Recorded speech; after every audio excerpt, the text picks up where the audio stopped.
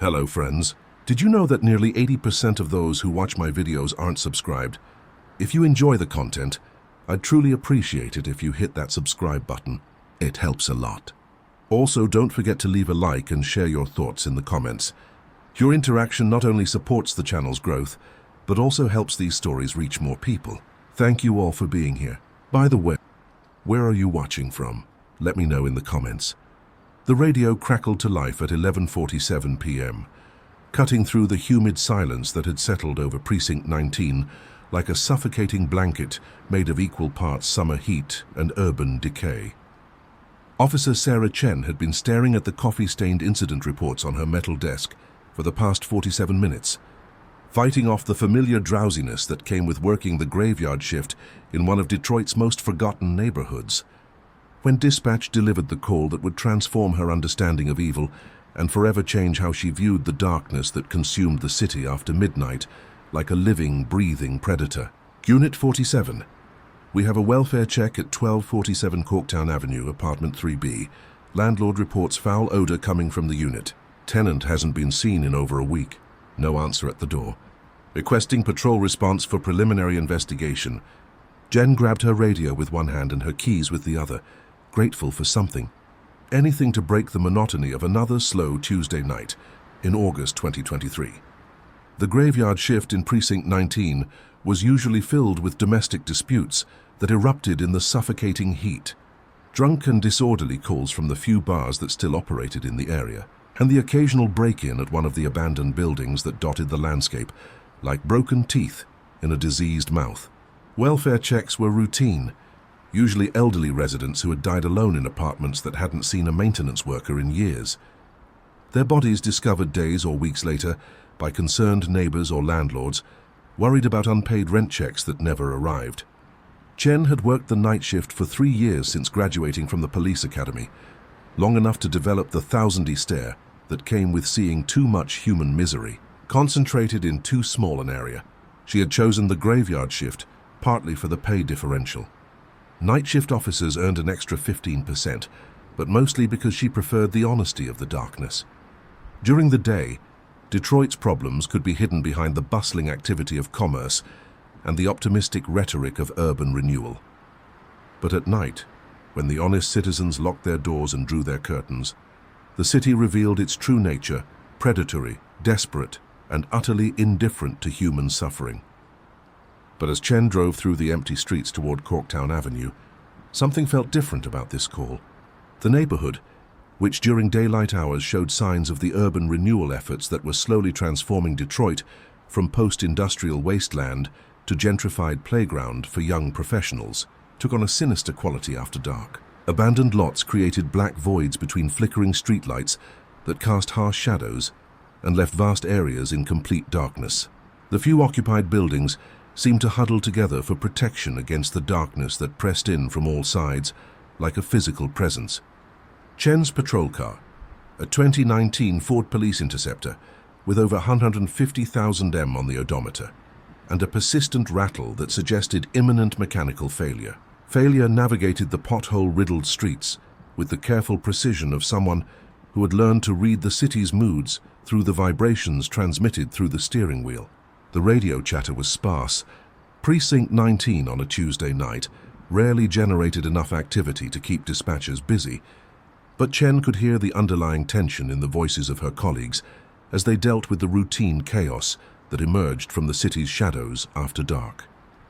1247 Corktown Avenue was a 3-story brick building that had seen better decades. Its facade marked by water stains from a leaking roof, missing mortar that gave it the appearance of a diseased tooth, and windows covered with plywood or secured with steel bars that proclaimed the building's surrender to urban decay. The building housed 6 apartments divided among 3 floors, and according to the call notes, the complaint concerned the unit on the 3rd floor, where a tenant named Marcus Williams had lived alone for the past 2 years without incident.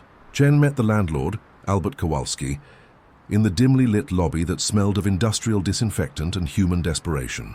Kowalski was a thin, nervous man in his 60s who had been managing rental properties in the area for over 20 years, long enough to develop the haunted expression that came with dealing with Detroit's housing crisis. on a daily basis. He wore a Detroit Tigers baseball cap that had seen better seasons and a windbreaker, despite the oppressive heat, as if preparing for weather conditions that existed only in his anxious mind. "Officer, thank you for coming so quickly," Kowalski said, his voice carrying the weight of too many similar discoveries over the years. "I've been in this business for 2 decades and I know that smell. But this one's different somehow, stronger, like it's been building for longer than it should have." Kowalski led Chen up the narrow staircase, his keys jangling with each step, as he explained the situation in a voice that cracked with nervous energy. The building's interior was better maintained than its exterior suggested, but the hallways were still marked by the casual violence of urban poverty. Scuff marks on the walls, doors reinforced with multiple locks, and the kind of industrial carpeting that could hide stains and withstand punishment. Marcus was a good tenant. Kowalski continued as they climbed toward the 3rd floor, his breathing becoming labored as they ascended. Quiet, always paid his rent on time, never caused any trouble with the other residents. That's why I got worried when I didn't see him for over a week. He usually picks up his mail every day, but his box has been full for 8 days now. Then yesterday, Mrs. Rodriguez in 3A started complaining about the smell. The odor hit Chen as soon as they reached the 3rd floor landing. It was unmistakable, the sweet, cloying scent of human decomposition that every police officer learned to recognize early in their career. A smell that seemed to coat the inside of your nostrils and linger in your memory long after exposure. But there was something else mixed with it, something chemical and artificial that Chen couldn't immediately identify. It reminded her of the cleaning supplies used in hospitals, but with an underlying metallic tang that suggested something more sinister. Kowalski unlocked the door to apartment 3B with hands that shook slightly. Whether from age or anxiety, Chen couldn't determine. He stepped back as the smell intensified, pulling his windbreaker up over his nose in a futile attempt to block the odor.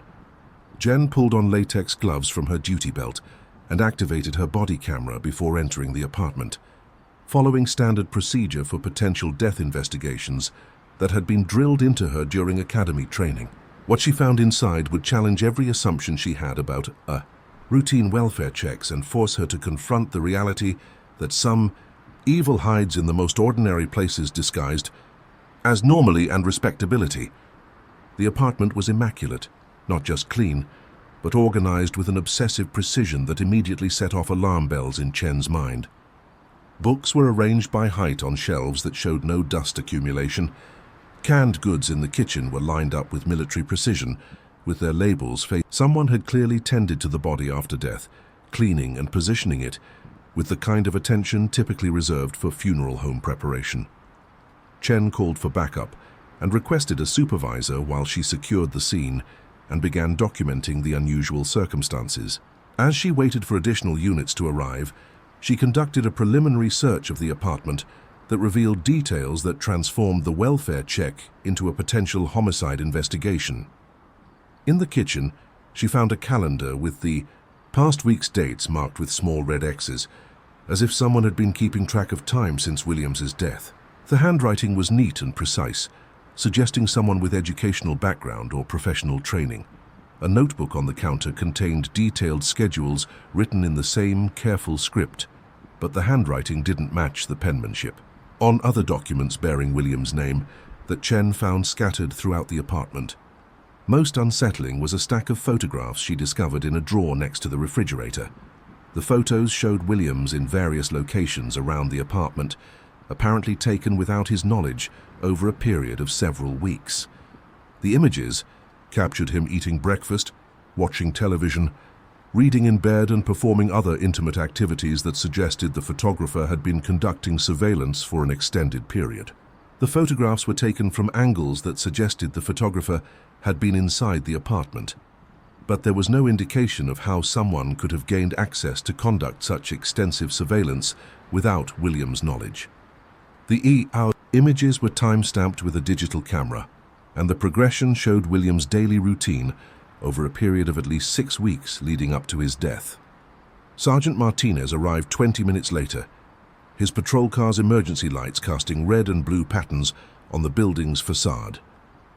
Martinez was a 15-year veteran of the Detroit Police Department who had worked his way up from patrol officer to shift supervisor through a combination of competence, dedication, and the kind of political savvy that allowed survival in a department plagued by budget cuts and staffing shortages. Following Martinez was Detective Rodriguez from the homicide unit, summoned by the unusual circumstances Chen had reported over the radio. Rodriguez was a 20-year veteran who had seen every type of death the city could produce, from domestic violence murders to drug-related executions, to the random violence that erupted from urban poverty like a malignant cancer. But even he was unsettled by the meticulous arrangement of the crime scene and the evidence of prolonged surveillance that had preceded Williams's death. "This isn't random," Rodriguez told Chen as they examined the photographs together in the apartment's living room. "Someone's been watching Williams for weeks, maybe months. These pictures show him eating, sleeping, watching TV, intimate moments when he thought he was alone and secure in his own home. Whoever did this wanted to know every detail of his routine before they made their move." Rodriguez had worked hundreds of homicide cases during his career, but the Williams scene was unlike anything in his experience. The level of planning and preparation suggested a killer with sophisticated knowledge of surveillance techniques and access to professional-grade equipment. The post-mortem care indicated someone with medical training or funeral industry experience. Most disturbing was the evidence that the killer had spent weeks studying the victim before committing the murder. The investigation that followed would reveal that Marcus Williams had been a city bus driver for the Detroit Department of Transportation, working the early morning shift that brought him home by mid-afternoon every day. He was described by neighbors and co-workers as quiet and reliable, someone who went to work, came home, and kept to himself without causing problems for anyone around him. He had no known enemies, no history of trouble with the law, and no apparent connection to criminal activity that might explain why someone would target him for such an elaborate killing. Williams's supervisor at the bus depot, a 25-year DPD, a veteran named Frank Morrison, described him as one of their most dependable drivers. Marcus never missed a shift, never had complaints from passengers, never caused any trouble. Morrison told Detective Rodriguez during the initial interview, "He was the kind of employee you could set your watch by. Same routine every day. Clock in at 5 QA. Finish drive his route. Clock out at 2 CY PM. Go home. I can't imagine why anyone would want to hurt him." The autopsy performed by the Wayne County medical examiner revealed that Williams had died from asphyxiation, but the method was so subtle that it had required sophisticated knowledge of human anatomy to execute without leaving obvious evidence. Dr. Patricia Kim, the chief medical examiner, discovered a tiny puncture wound in Williams' neck, barely visible, even under magnification, that had been used to inject a paralytic agent that rendered him unable to breathe while leaving him conscious and aware of what was happening to him. Whoever did this has extensive medical training. Dr. Kim explained to the investigation team during the autopsy briefing. The injection site was perfectly placed to avoid major blood vessels while ensuring rapid distribution of the paralytic agent throughout the nervous system. The victim would have been unable to move or call for help, but remained conscious and aware until oxygen deprivation caused death. It's a cruel and sophisticated method of murder that requires knowledge of human anatomy and pharmacology. The toxicology report identified the paralytic as suenylcholine, a drug commonly used in medical procedures to induce temporary paralysis during surgery, but strictly controlled due to its potential for abuse and its history of use in murders designed to appear natural. The fact that the killer had access to this highly regulated substance narrowed the suspect pool to individuals with medical training or connections to healthcare facilities, but also suggested a level of premeditation that made the crime particularly disturbing. Dr. Kim's examination also revealed evidence that Williams had been kept alive for several minutes after the injection, conscious but unable to move or speak while the killer performed some kind of ritual or ceremony. Trace evidence suggested that Williams had been positioned and repositioned multiple times after the paralytic took effect, as if the killer had been experimenting with different arrangements or simply enjoying the power of controlling another human being. As the investigation progressed, Chen found herself assigned as the primary liaison between patrol officers and the detective unit, a role that required her to coordinate with other precincts and compile information about similar cases that might be connected to William's murder. The assignment was both an honor, recognition of her investigative instincts in recognizing the suspicious nature of the scene, and a burden that would consume her life for the next several months. What she discovered during her research would transform a single homicide into one of the most complex serial killer investigations in Detroit's history. Over the next 2 weeks, working through databases and cold case files during her off-duty hours, Chen identified 3 other cases in different precincts that shared disturbing similarities with the Williams murder. In each case, a solitary individual living alone had been found dead in their home, positioned with the same meticulous care and showing evidence of prolonged surveillance before their death. The victims were all employed in public service jobs, a postal worker, a librarian, and a sanitation worker, and all had been described as quiet, reliable people who followed predictable routines without deviation. The connection between the cases had been missed because they occurred in different precincts over a period of 8 months and were initially classified victims who won't be missed immediately, whose deaths won't generate intense scrutiny, who can be observed and studied without anyone noticing. Unusual activity around their homes. This isn't passion or rage driving these murders. It's systematic predation of the most vulnerable members of our community. The surveillance photographs found at each crime scene revealed the killer's method of victim selection and preparation. The photos showed weeks or months of observation, documenting daily routines, work schedules, and social habits with the thoroughness of a professional intelligence operation. The killer had learned when each victim was home alone, when they received visitors, which was rarely, and when they were most vulnerable to approach without witnesses. But the photographs also provided the first real clue to the killer's identity. Technical analysis by the FBI's forensic laboratory in Quantico revealed that all the photos had been taken with the same camera, a high-end digital model with distinctive lens characteristics and image processing capabilities. More importantly, several photos included reflections in windows, mirrors, or other reflective surfaces that showed a partial view of the photographer. The reflection analysis, enhanced through computer imaging technology originally developed for satellite reconnaissance, revealed a figure wearing medical scrubs and a surgical mask. The body type and posture suggested a male in his 30s or 40s with medical training, confirming the profile developed from the sophisticated injection technique and access to paralytic drugs. Chen coordinated with area hospitals, medical schools, and veterinary clinics to identify potential suspects who matched the profile and had access to succinylcholine. The search focused on individuals who had been terminated or disciplined for inappropriate behavior, those with histories of stalking or voyeuristic crimes, and anyone who had exhibited unusual interest in death or dying during their medical training or practice. The investigation required Chen to work closely with hospital administrators, medical licensing boards, and pharmaceutical companies that manufactured and distributed controlled substances. The process was complicated by privacy laws and professional confidentiality requirements, but the seriousness of the investigation and the involvement of federal authorities helped overcome most bureaucratic obstacles. The breakthrough came when Chen interviewed staff at Detroit General Hospital about missing controlled substances during a routine audit of their pharmacy inventory.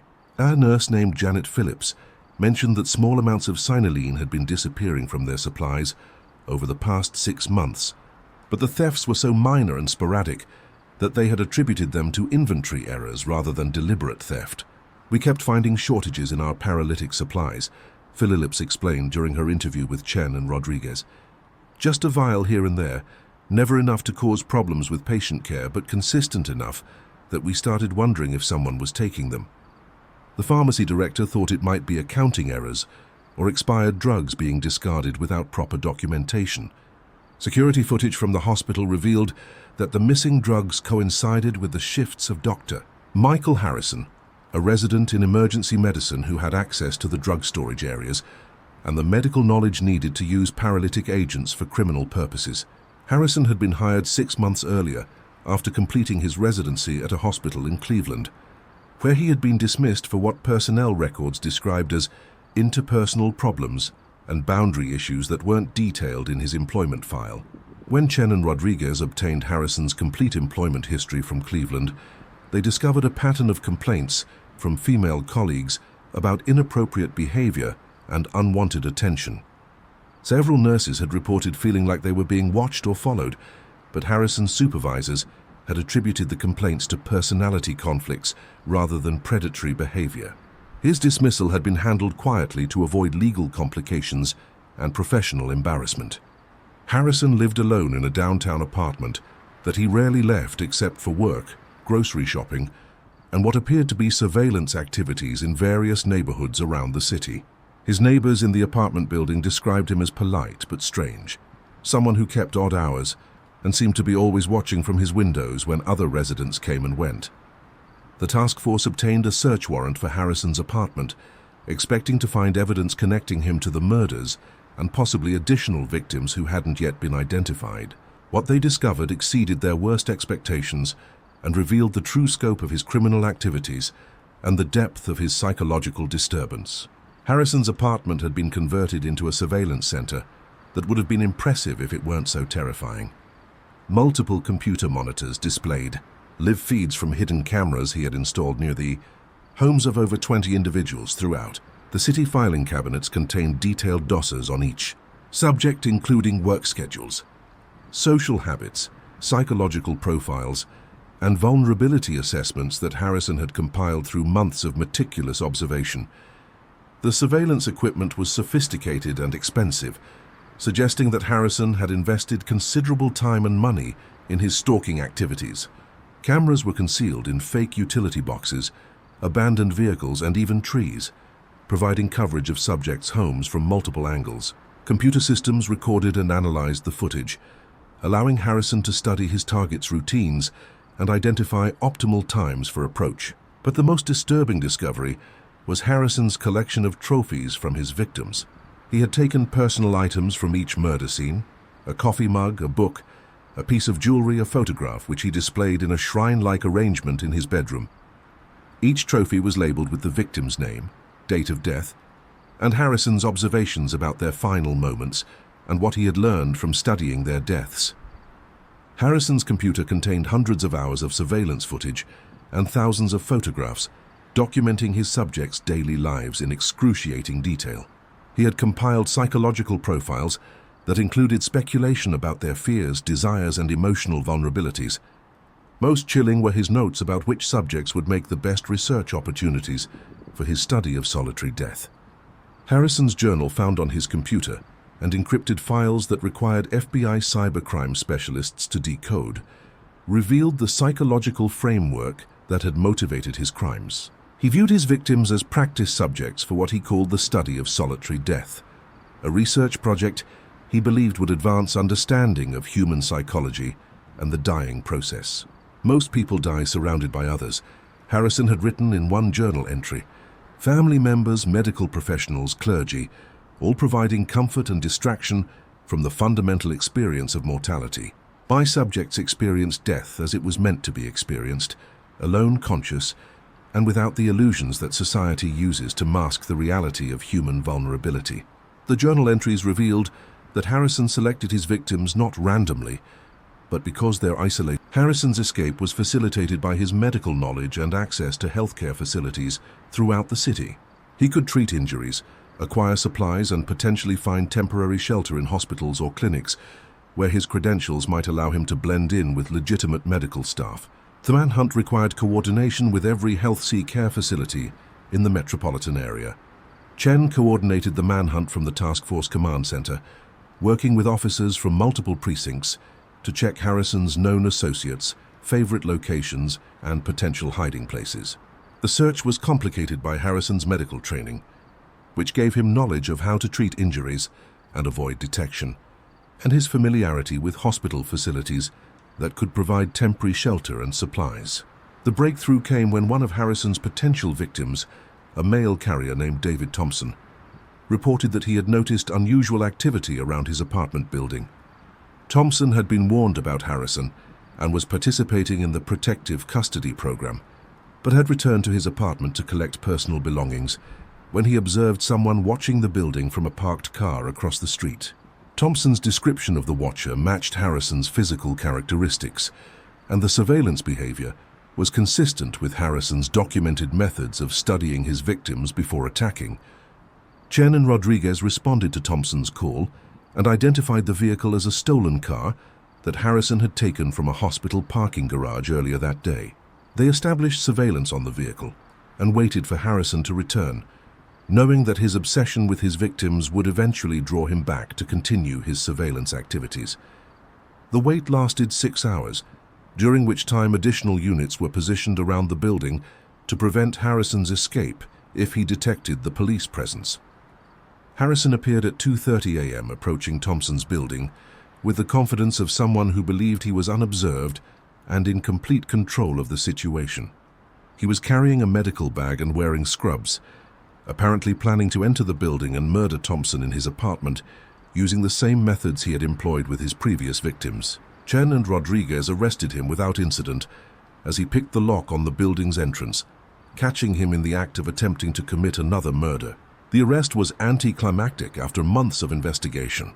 Harrison offered no resistance and seemed almost relieved that his killing spree had finally ended. During his interrogation, Harrison showed no remorse for his crimes and continued to describe them as scientific research that would advance understanding of human psychology in terminal situations. He maintained that his victims had benefited from experiencing authentic death without the medical interventions and social supports that he believed diminished the spiritual and psychological significance of dying. Most people die surrounded by lies and medical intervention.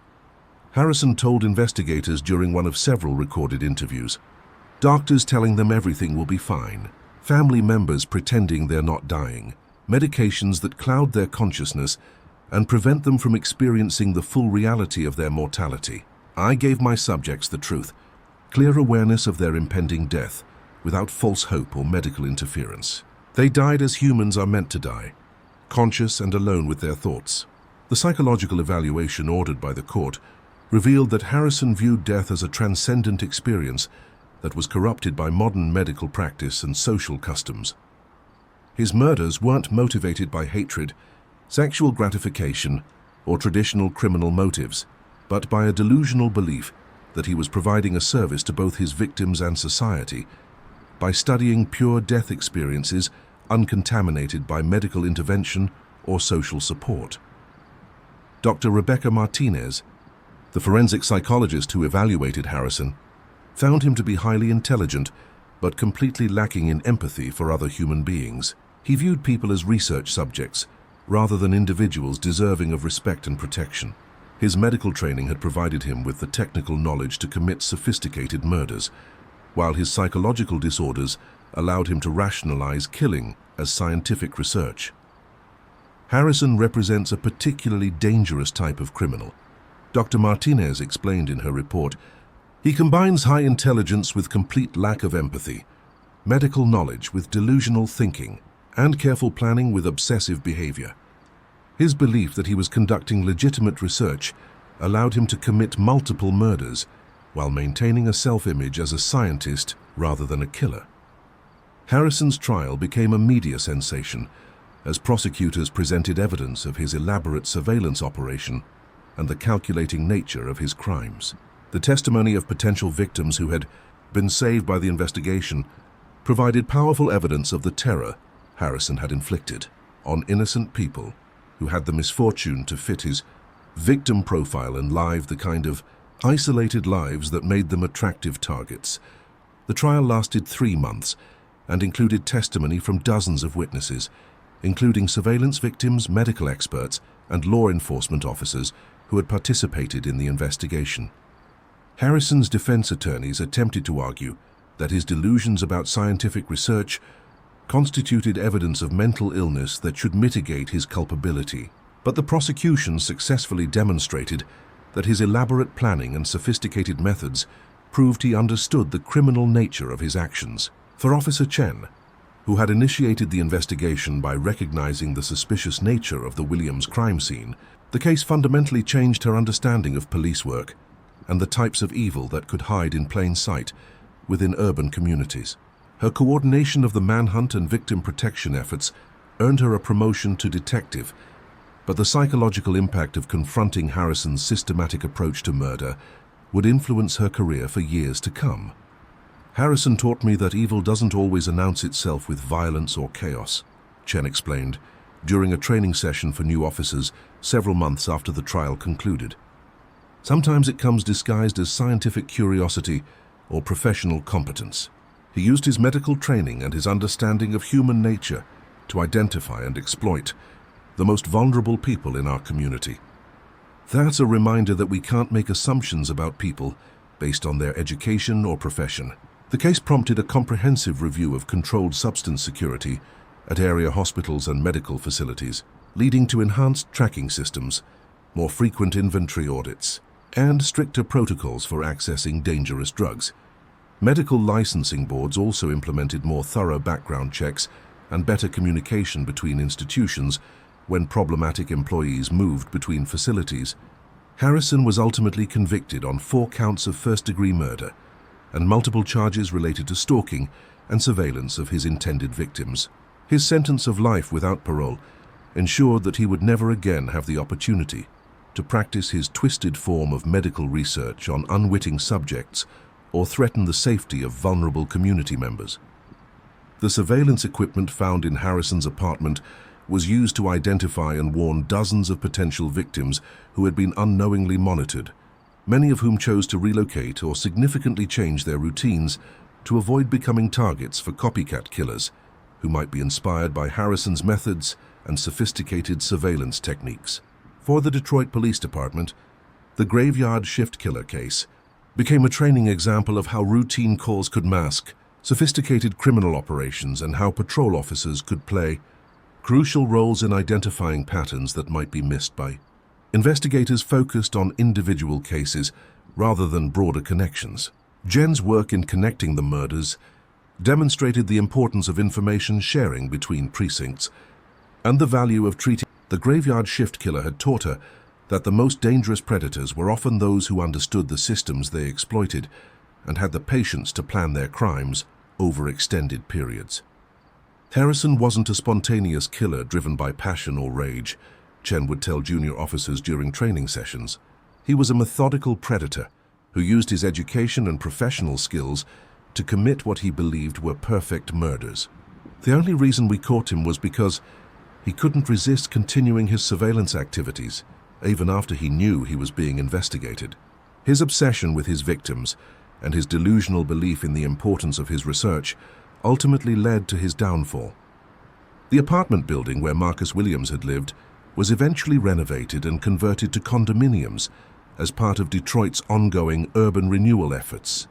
But longtime residents of the neighborhood still remembered it as the place where the graveyard shift killer's first victim had been discovered.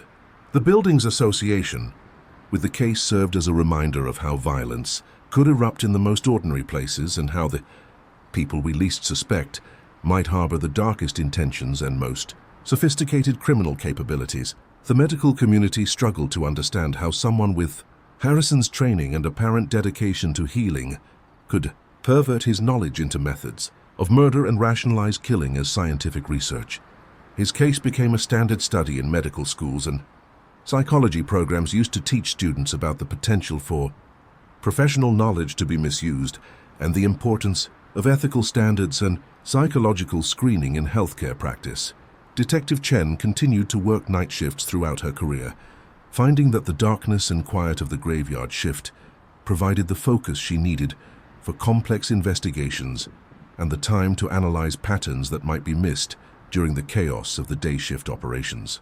But she never forgot the lesson of her first major case, that evil could wear a white coat and speak with the authority of medical training, and that the most vulnerable members of society deserved protection from those who would exploit their isolation and trust for criminal purposes. The graveyard shift killer had been stopped, but his legacy lived on in the enhanced security measures, improved training protocols, and heightened awareness that his crimes had necessitated. For the officers who worked Detroit's night shifts, Harrison's case served as a permanent reminder that routine calls could mask extraordinary evil, and that vigilance and attention to detail were the primary weapons in the fight against those who preyed on society's most vulnerable members. In the quiet hours between midnight and dawn, when the city's honest citizens slept safely in their homes, protected by locks and alarm systems, Jen and her colleagues maintained their watch against the darkness that could take human form and wear professional mask. The graveyard shift would always attract those who sought to exploit the cover of darkness for criminal purposes. But it would also be defended by officers who understood that the night belonged not to the predators, but to those sworn to protect the innocent from the evil that thrived in shadows and silence. The case files on Dr. Michael Harrison filled 3 cabinets in the Detroit Police Department's archives, serving as both a record of his crimes and a resource for future investigations involving medical professionals who might abuse their training and access for criminal purposes.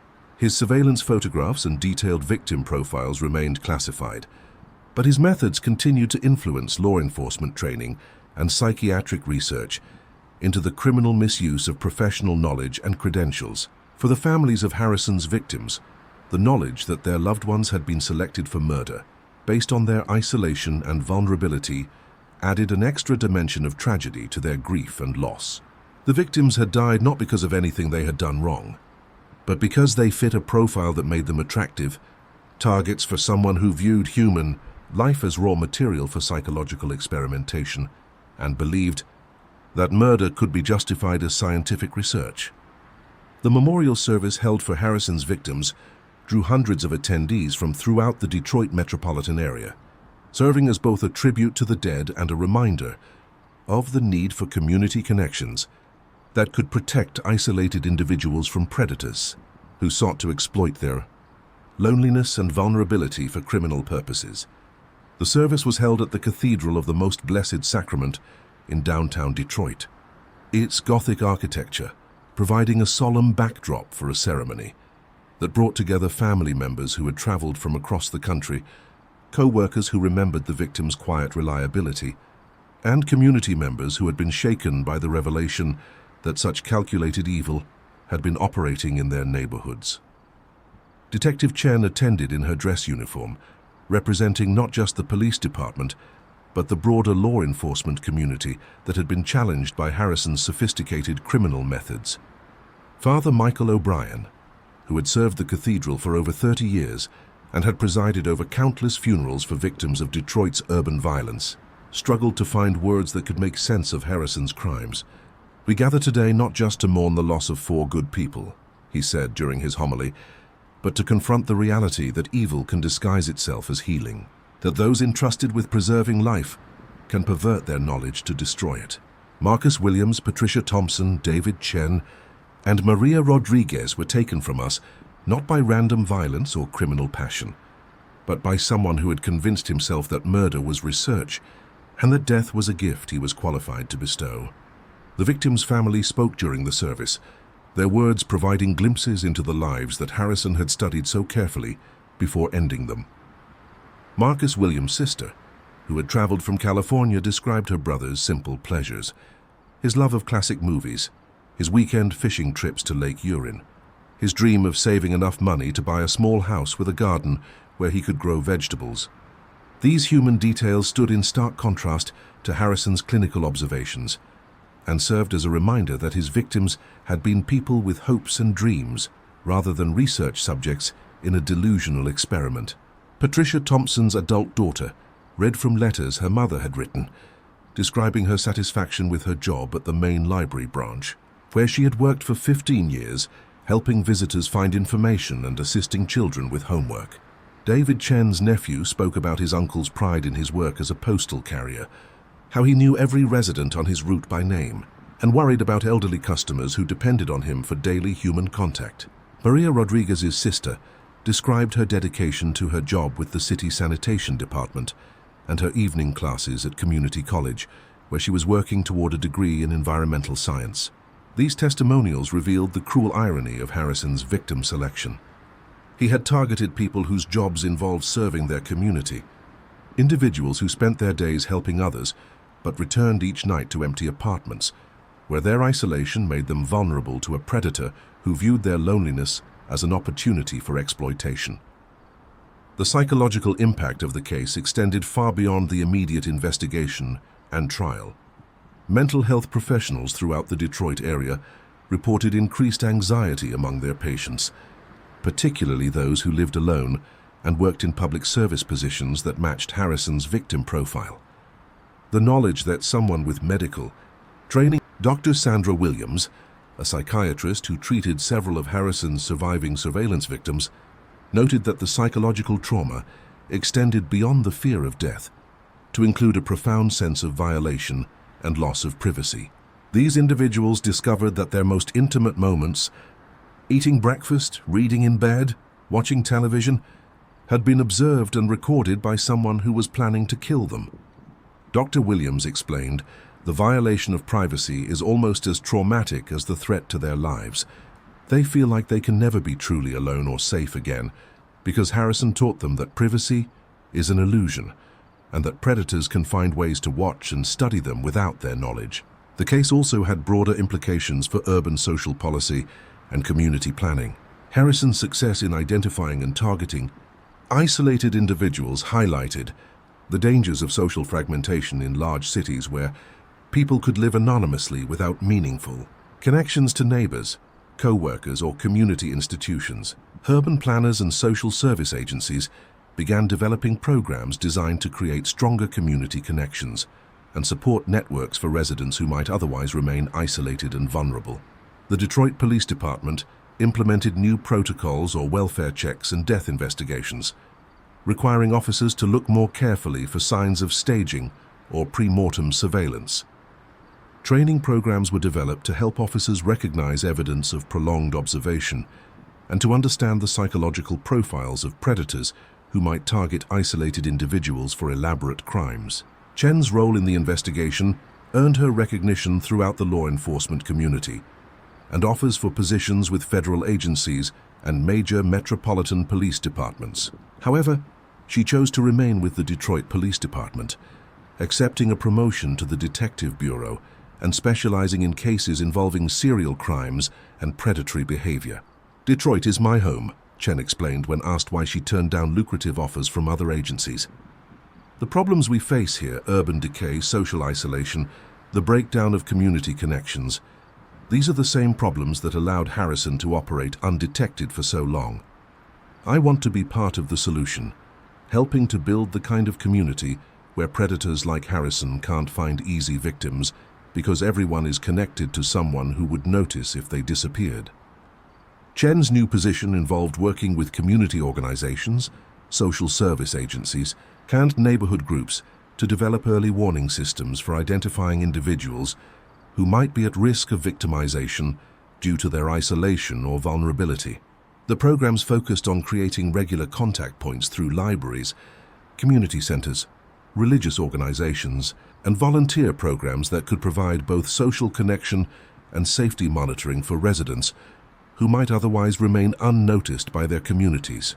The success of these programs was measured not just in crime prevention statistics, but in the broader sense of community engagement and mutual responsibility they fostered.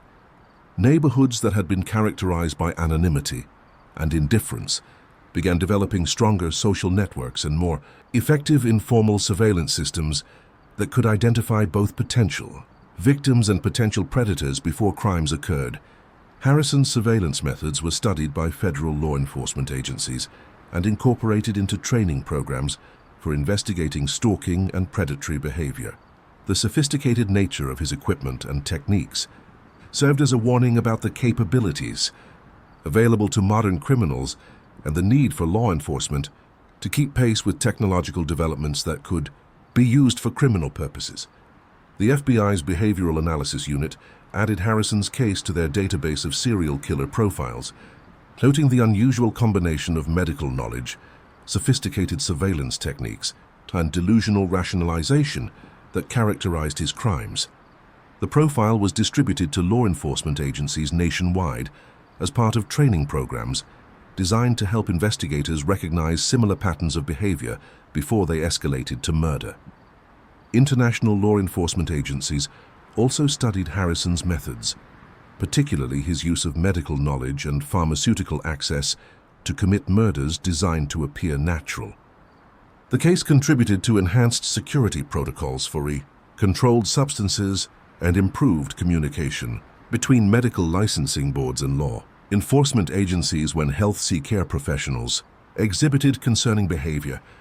The apartment building where Harrison had lived was eventually converted to low-income housing as part of Detroit's urban renewal efforts, but not before extensive security upgrades were installed to prevent future surveillance activities.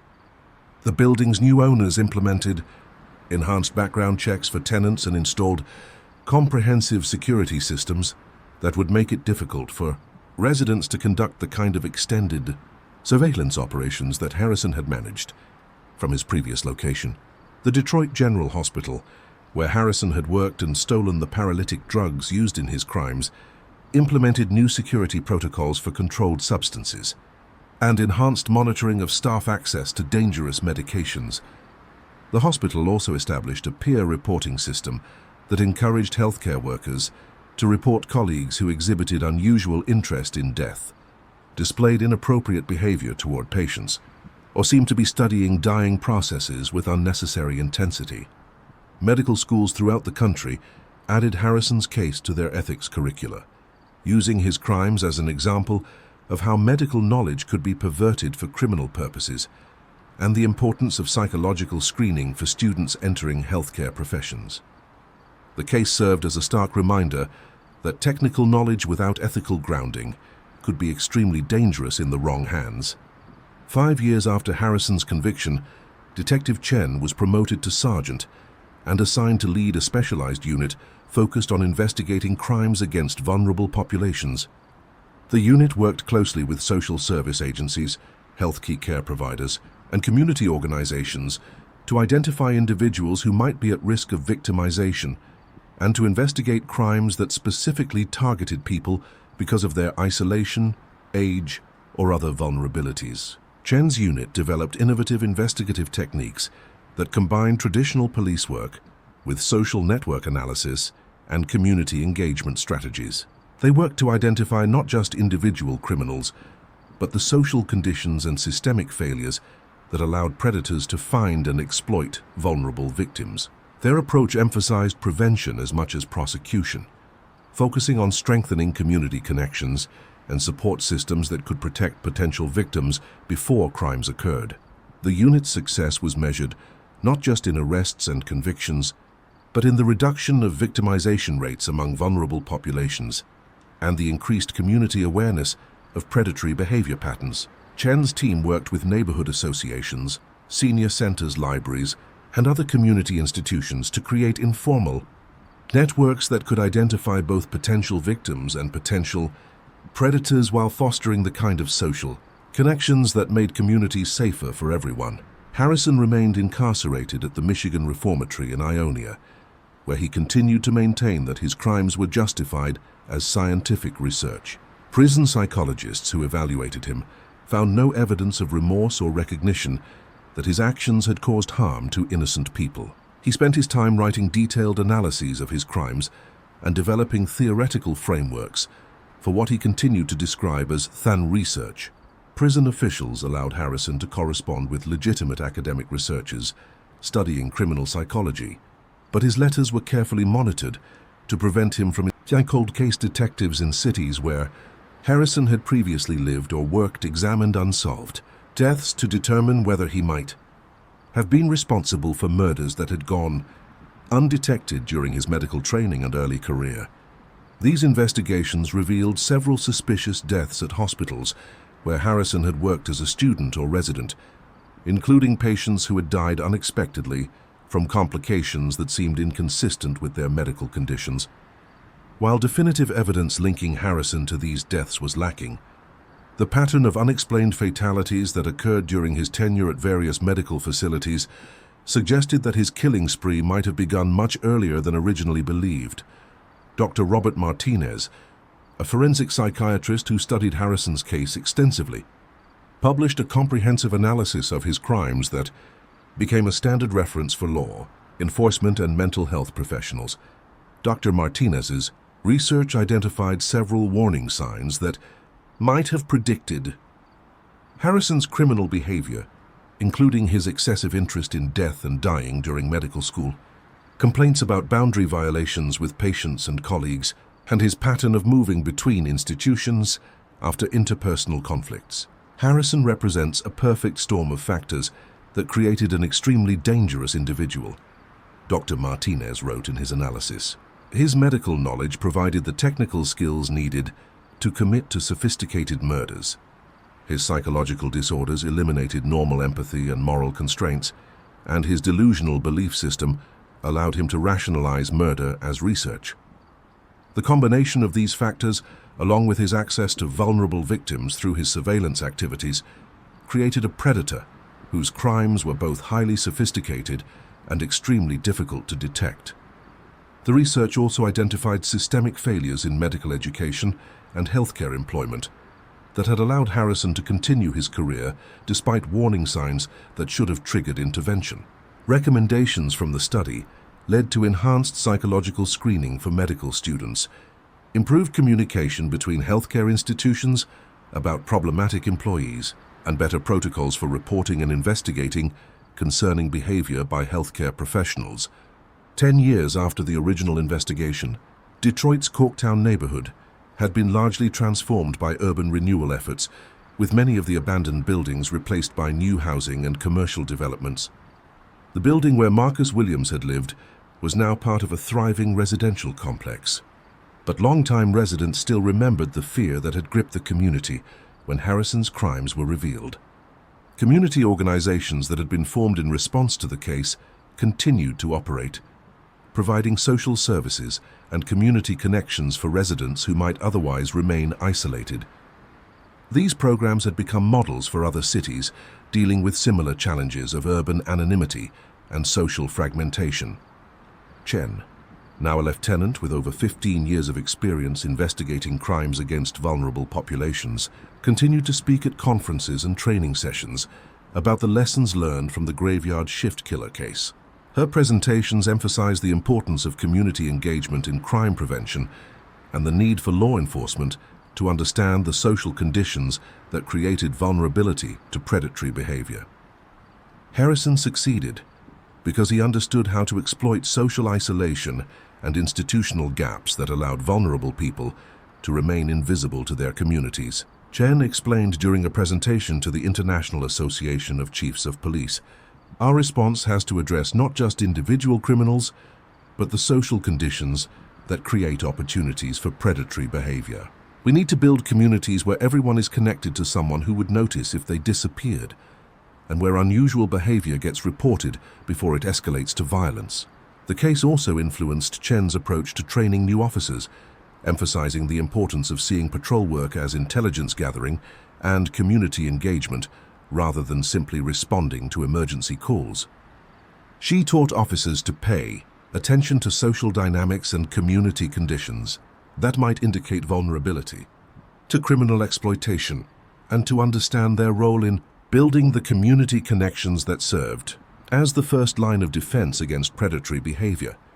Harrison's crimes had revealed the dark side of urban anonymity and professional respectability, but the response to his case had demonstrated the power of community engagement and coordinated law enforcement efforts to protect vulnerable populations. The investigation had required unprecedented cooperation between multiple agencies and community organizations, creating new models for addressing complex criminal behavior that crossed traditional jurisdictional and professional boundaries. The memorial garden created in honor of Harrison's victims was located in Hart Plaza overlooking the Detroit River and serving as a reminder of both the lives lost and the community strength that had emerged in response to the tragedy. The garden included plaques with the victims' names and quotes emphasizing the importance of community connection and mutual responsibility for protecting vulnerable neighbors. Visitors to the memorial often left flowers or personal notes, and the site became a gathering place for community events focused on crime prevention and social support. The garden served as a symbol of Detroit's resilience and its commitment to creating the kind of community connections that could prevent future tragedies like Harrison's killing spree. The graveyard shift killer case had ended with justice for the victims, and enhanced protection for vulnerable community members. But its legacy continued to influence law enforcement practice, community development, and social policy throughout the Detroit metropolitan area and beyond. The case served as a powerful reminder that the most dangerous predators are often those who combine sophisticated knowledge with the ability to exploit social weaknesses, and that effective crime prevention requires community engagement as much as law enforcement expertise. For the officers who worked Detroit's night shifts, Harrison's case remained a constant reminder of the complex challenges they faced in protecting a diverse urban community from predators who understood how to exploit isolation, vulnerability, and institutional gaps for criminal purposes. The graveyard shift would always be a time when honest citizens were most vulnerable and predators most active. But it would also be defended by officers who understood that their work involved building community connections as much as enforcing laws and investigating crimes. The darkness that had concealed Harrison's surveillance and murder activities also sheltered the guardians, who worked tirelessly to ensure that the night belonged not to those who would do harm, but to those committed to protecting the innocent and building the kind of community where everyone was valued, noticed, and protected from those who would exploit their vulnerabilities for criminal purposes. The 911 call came through dispatch at 1:23. Side peaks on a sweltering September night in 2024, cutting through the radio. Chatter that filled Phoenix Police Department's Central City precinct like the desperate whisper of someone who had finally found the courage to speak about horrors they could no longer bear in silence. Detective Luis Ramirez had been nursing his fourth cup of coffee of the shift, studying case files spread across his desk in the squad room that never seemed to cool down despite the industrial air conditioning. Units that ran constantly but futilely against. But as Ramirez drove through the empty streets toward the address, something felt different about this call. The dispatcher's voice had carried an undertone of urgency that suggested the caller had reported something more disturbing than the typical domestic dispute. In his 8 years working night shifts in Central City, Ramirez had developed an instinct for distinguishing between routine calls and situations that might involve serious violence or immediate danger to victims who couldn't protect themselves. 2847 East Van Buren Street was a 3-story stucco building that had been painted institutional green sometime in the 1980s, but now showed the effects of decades of Arizona sun, desert wind, and minimal maintenance. The paint was peeling in long strips that revealed patches of concrete underneath, giving the building the appearance of a diseased animal shedding its skin. Security bars covered all ground floor windows, and the parking lot was illuminated by a single streetlight that flickered intermittently, creating pools of harsh light surrounded by deep shadows. Ramirez met Officer Jennifer Martinez in the parking lot. Martinez was a 5-year veteran of the Phoenix PD who had requested assignment to night shift patrol because she preferred the honesty of darkness to the political complexities of day shift operations. She was known throughout the precinct as thorough, professional, and unflappable in situations that would rattle less experienced officers. "What do we know about the call?" Ramirez asked as they approached the building's entrance, both officers automatically checking their surroundings for potential threats or escape routes. Anonymous caller reported hearing screaming from apartment 12. "Sounds of someone being hurt," Martinez replied, consulting her notes. Caller said it's been going on for about 20 minutes, getting louder and more violent. Building manager isn't available, but we can access the common areas and check for signs of disturbance. The building's lobby was dimly lit and smelled of industrial disinfectant mixed with cigarette smoke and human desperation. A directory near the mailboxes showed apartment 12 as belonging to Maria Santos, a name that appeared on several incident reports Ramirez had filed over the past year for minor disturbances and welfare checks. Santos was known to local police as a quiet woman in her 30s who kept to herself and seemed to have few visitors or social connections. As they climbed the stairs to the second floor, both officers became aware of an unusual sound coming from the direction of apartment 12. It wasn't the typical noise of a domestic dispute, shouting, breaking objects, or the sounds of physical struggle. Instead, they heard what sounded like someone speaking in a low rhythmic cadence, almost like chanting or prayer, punctuated by softer sounds that might have been whimpering or crying. Ramirez and Martinez exchanged glances that communicated their shared sense that this call was unlike the routine domestic disturbances they handled regularly.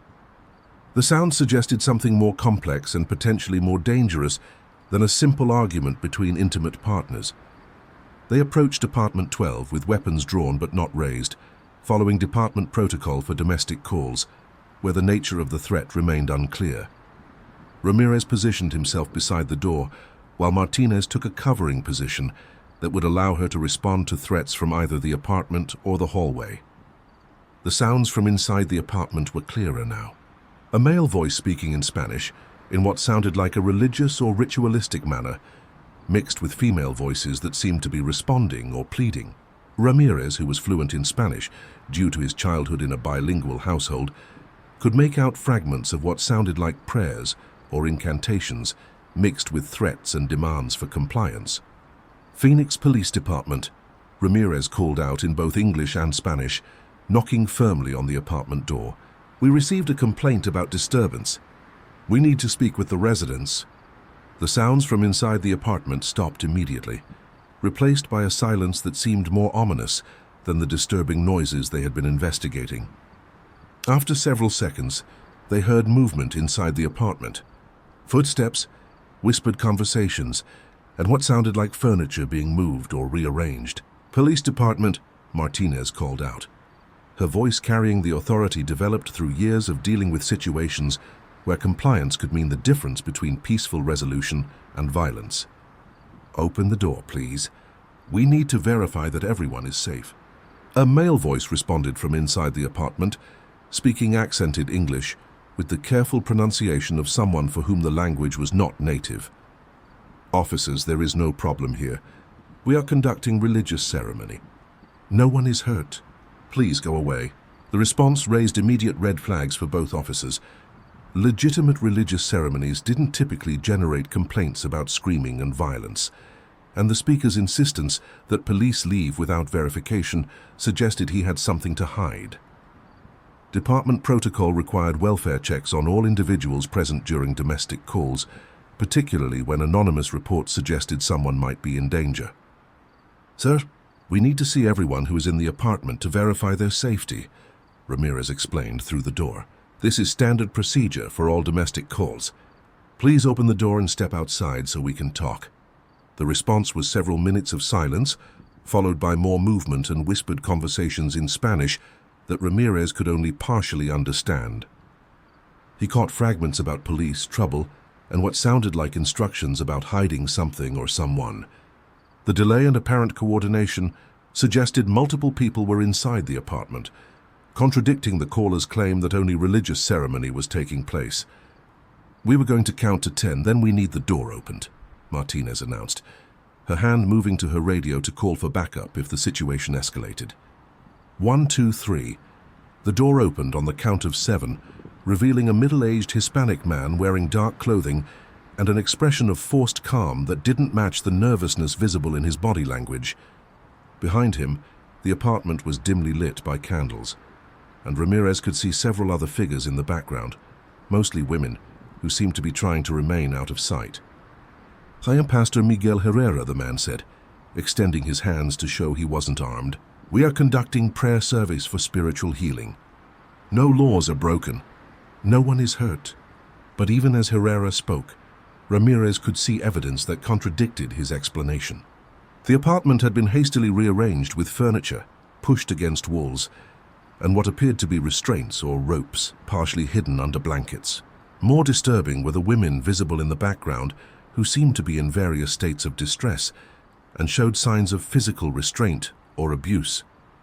Pastor Herrera, we need to come inside and speak with everyone present, Ramirez said, stepping forward in a way that made clear the request was actually a demand. We have reports of disturbance and potential violence. Everyone needs to be interviewed separately to ensure their safety. The situation, Herrera's Phoenix operation, was part of a larger criminal enterprise that used religious rhetoric and psychological manipulation to control victims while generating profits through forced labor, prostitution, and the production of exploitation videos. Detective Ramirez coordinated the initial response, calling for additional units medical personnel and specialists from the department's human trafficking unit. The scene required careful processing to preserve evidence while ensuring the immediate safety and medical care of victims who had been systematically abused and manipulated over periods ranging from weeks to several years. Officer Martinez took responsibility for securing the scene and coordinating with patrol units that established a perimeter around the building to prevent escape of additional suspects who might be operating in the area. The investigation would eventually reveal that Herrera's operation involved multiple apartments in the building and coordination with similar groups throughout the Phoenix metropolitan area. The victims required extensive medical evaluation and psychological support to address both their physical injuries and the complex trauma resulting from prolonged manipulation and abuse. Many had been convinced that they deserved punishment for supposed sins, and that cooperation with their abusers was necessary for spiritual salvation, making it difficult for them to understand that they were victims of crimes rather than participants in religious practices. Dr. Angela Rodriguez, a forensic psychologist who specialized in cult deprogramming and trafficking victim recovery, was brought in to assist with victim interviews and provide expert analysis of the psychological techniques Herrera had used to maintain control over his victims. Her evaluation revealed sophisticated methods that combined religious manipulation with medical knowledge to create total psychological dependence. Herrera used religious authority and medical credentials to create a perfect system of control. Dr. Rodriguez explained to the investigation team, his victims believed they were receiving spiritual healing and medical treatment when they were actually being systematically abused and exploited. The combination of religious guilt, medical authority, and social isolation made it nearly impossible for them to recognize their situation as criminal abuse.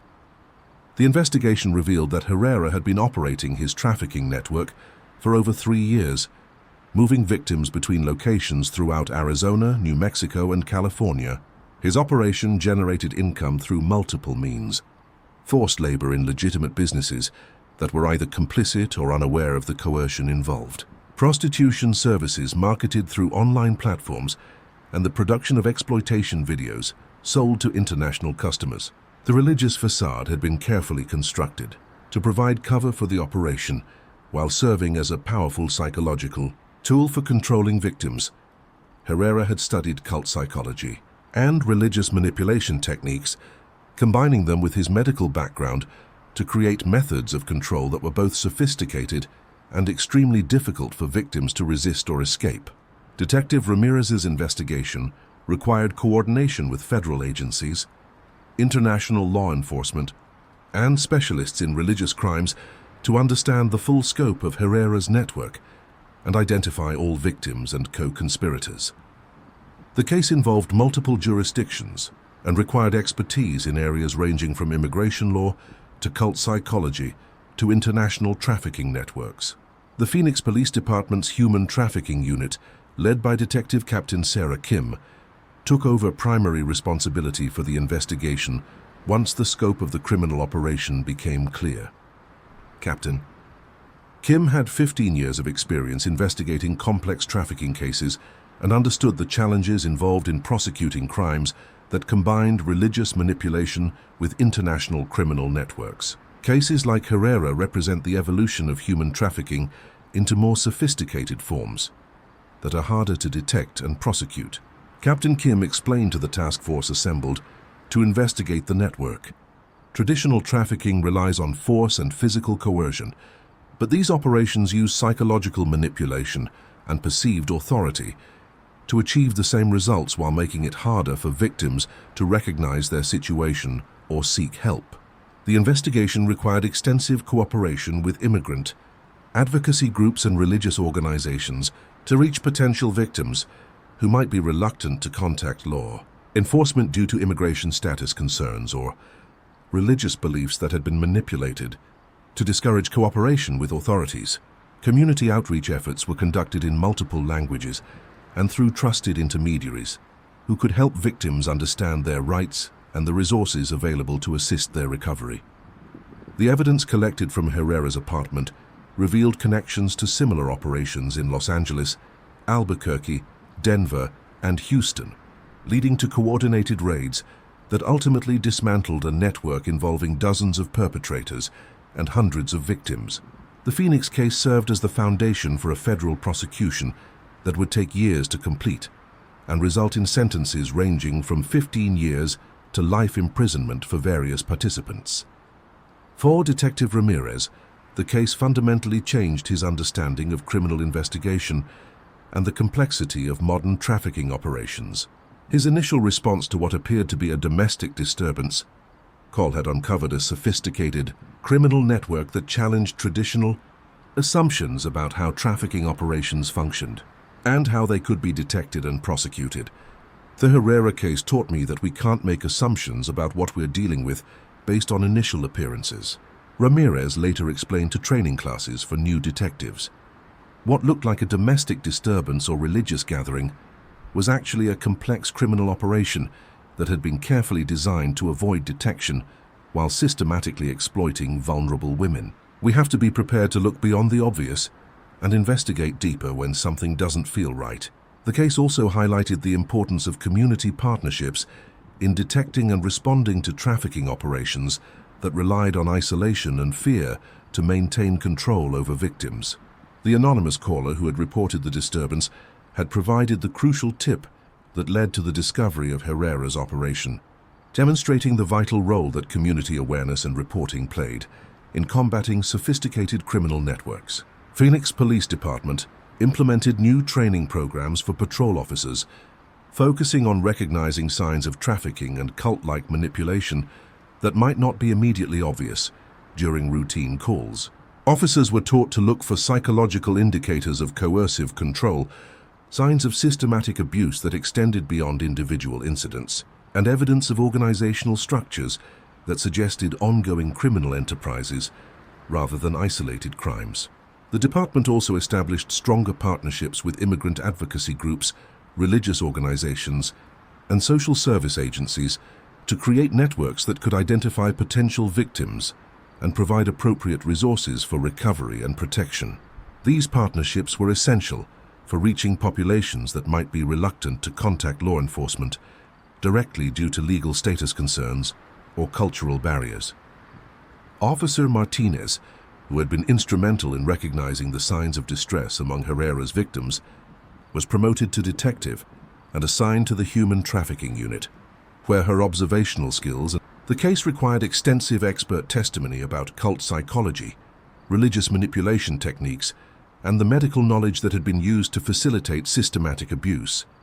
Herrera was ultimately convicted on multiple counts of human trafficking, forced labor, sexual exploitation, and conspiracy charges that carried a sentence of life imprisonment without the possibility of parole.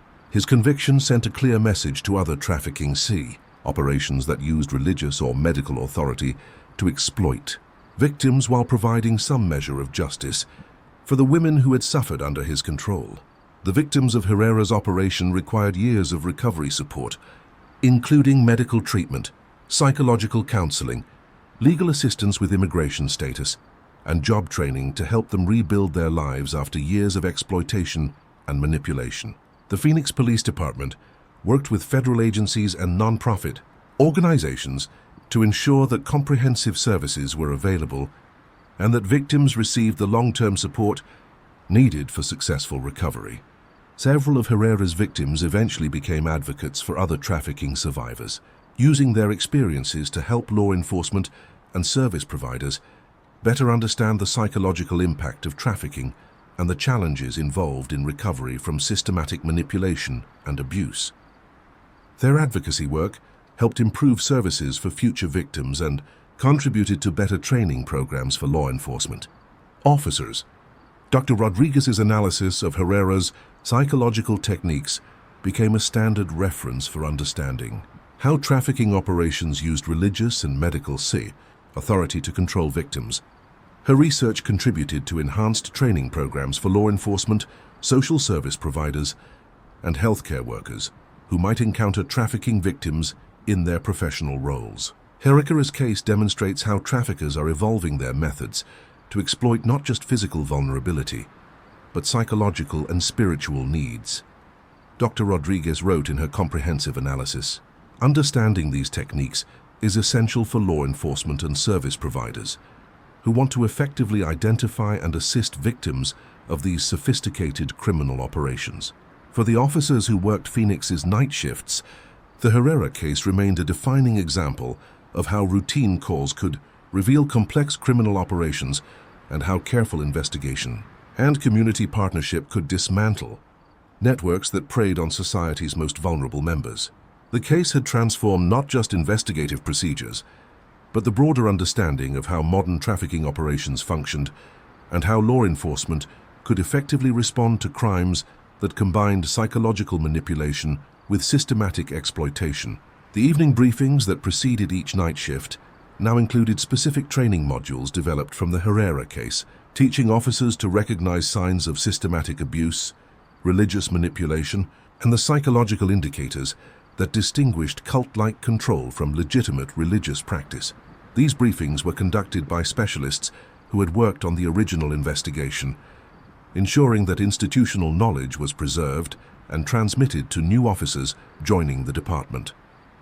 Officer Maria Gonzalez, who had joined the Phoenix PD 2 years after the Herrera case concluded, represented the new generation of officers whose training incorporated lessons learned from the investigation. Her academy classes had included extensive modules on human trafficking, religious manipulation, and the psychological techniques used by sophisticated criminal networks to control victims. The Herrera case changed everything about how we approach domestic disturbance calls. Officer Gonzalez explained, during a ride along with a local news reporter, "We don't just look for immediate signs of violence anymore. We're trained to recognize patterns of systematic control, signs of multiple victims, and evidence of organizational structures that suggest ongoing criminal enterprises rather than isolated incidents." The impact of enhanced training became evident in subsequent investigations that identified and dismantled several trafficking operations that might have gone undetected under previous protocols. Officers who had been trained to recognize the subtle signs of systematic abuse were able to identify victims who might otherwise have remained invisible to law enforcement, leading to prosecutions that disrupted criminal networks before they could expand their operations. The Phoenix Police Department's partnership with immigrant advocacy groups had also evolved significantly since the Herrera case, creating trust and communication channels that enabled community members to report suspicious activities without fear of immigration enforcement. These partnerships had been essential for identifying trafficking operations that specifically targeted undocumented immigrants, knowing that their victims' legal status would make them reluctant to seek help from authorities. Detective Carlos Rodriguez, who had joined the human trafficking unit shortly after the Herrera investigation concluded, had spent 5 years building relationships with community organizations throughout Phoenix's diverse neighborhoods.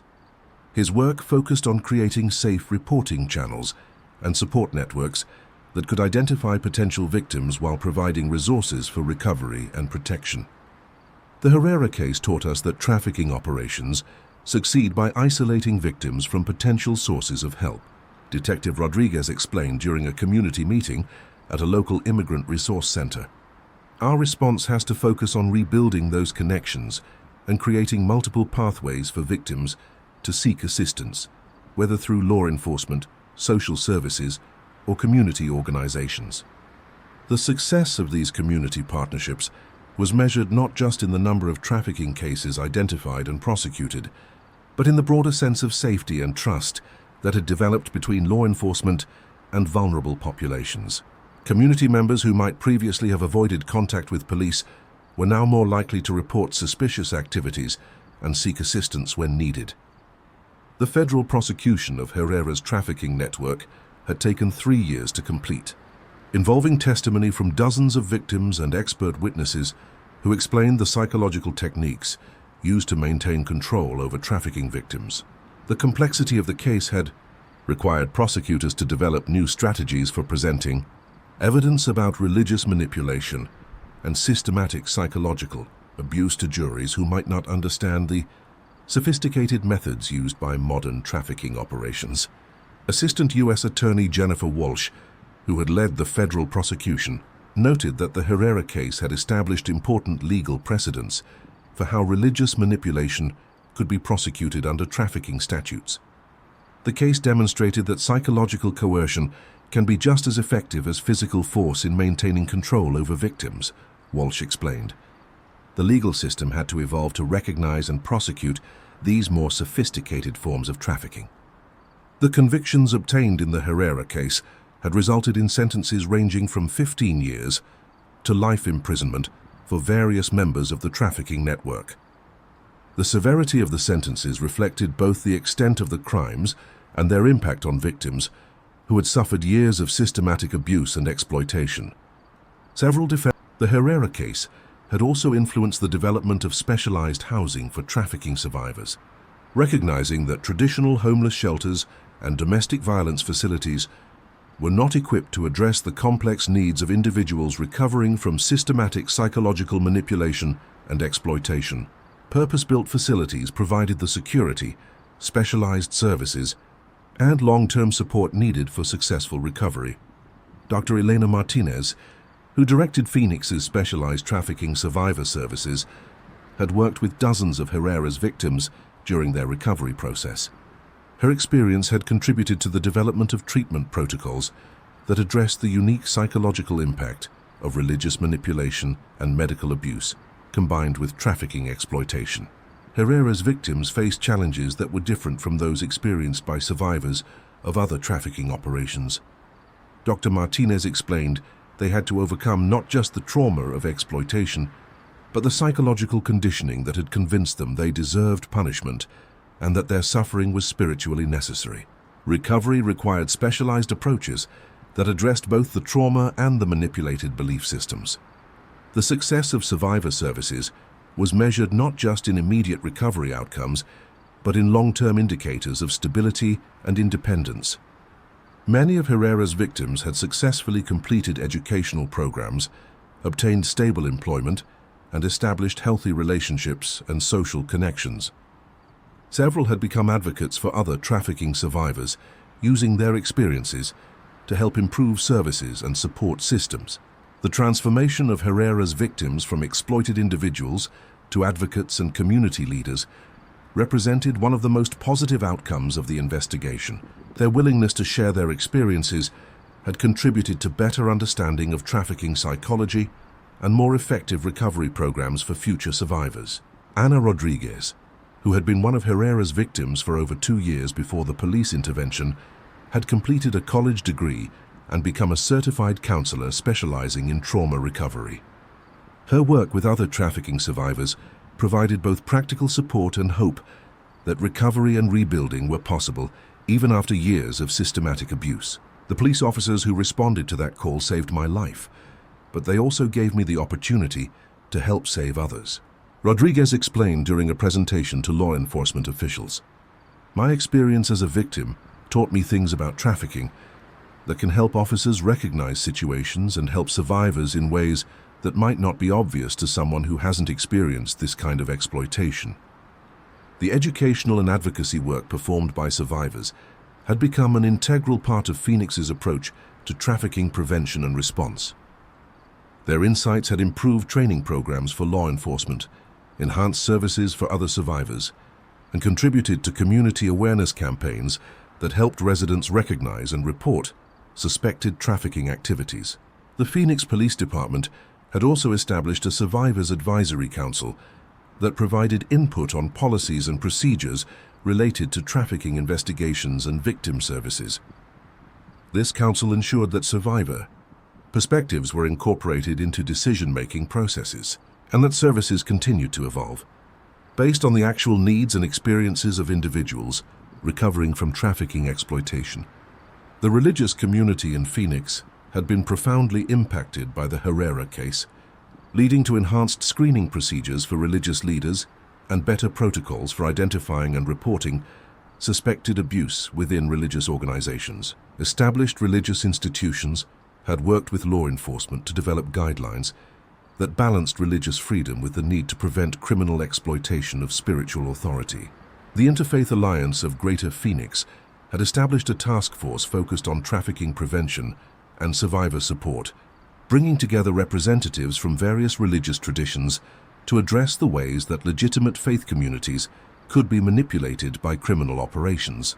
This task force had developed educational materials and reporting protocols that helped religious organizations protect their members from exploitation while supporting survivors in their recovery process. Father Michael O'Connor, who served on the Interfaith Alliance Task Force, noted that the Herrera case had forced religious communities to confront the reality that spiritual authority could be perverted for criminal purposes. We had to acknowledge that our respect for religious leadership and our reluctance to question spiritual authority could be exploited by predators. Father O'Connor explained, "The case taught us that protecting vulnerable individuals requires active vigilance, not passive trust." The medical community had also implemented enhanced oversight and reporting procedures in response to the Herrera case. Medical licensing boards had strengthened screening procedures for healthcare professionals and improved communication systems for sharing information about practitioners who exhibited concerning behavior toward vulnerable patients or made inappropriate use of medical authority. The Arizona State Board of Medical Examiners had revised its licensing procedures to include more comprehensive background checks and psychological evaluations for applicants with histories of boundary violations or disciplinary actions at previous positions.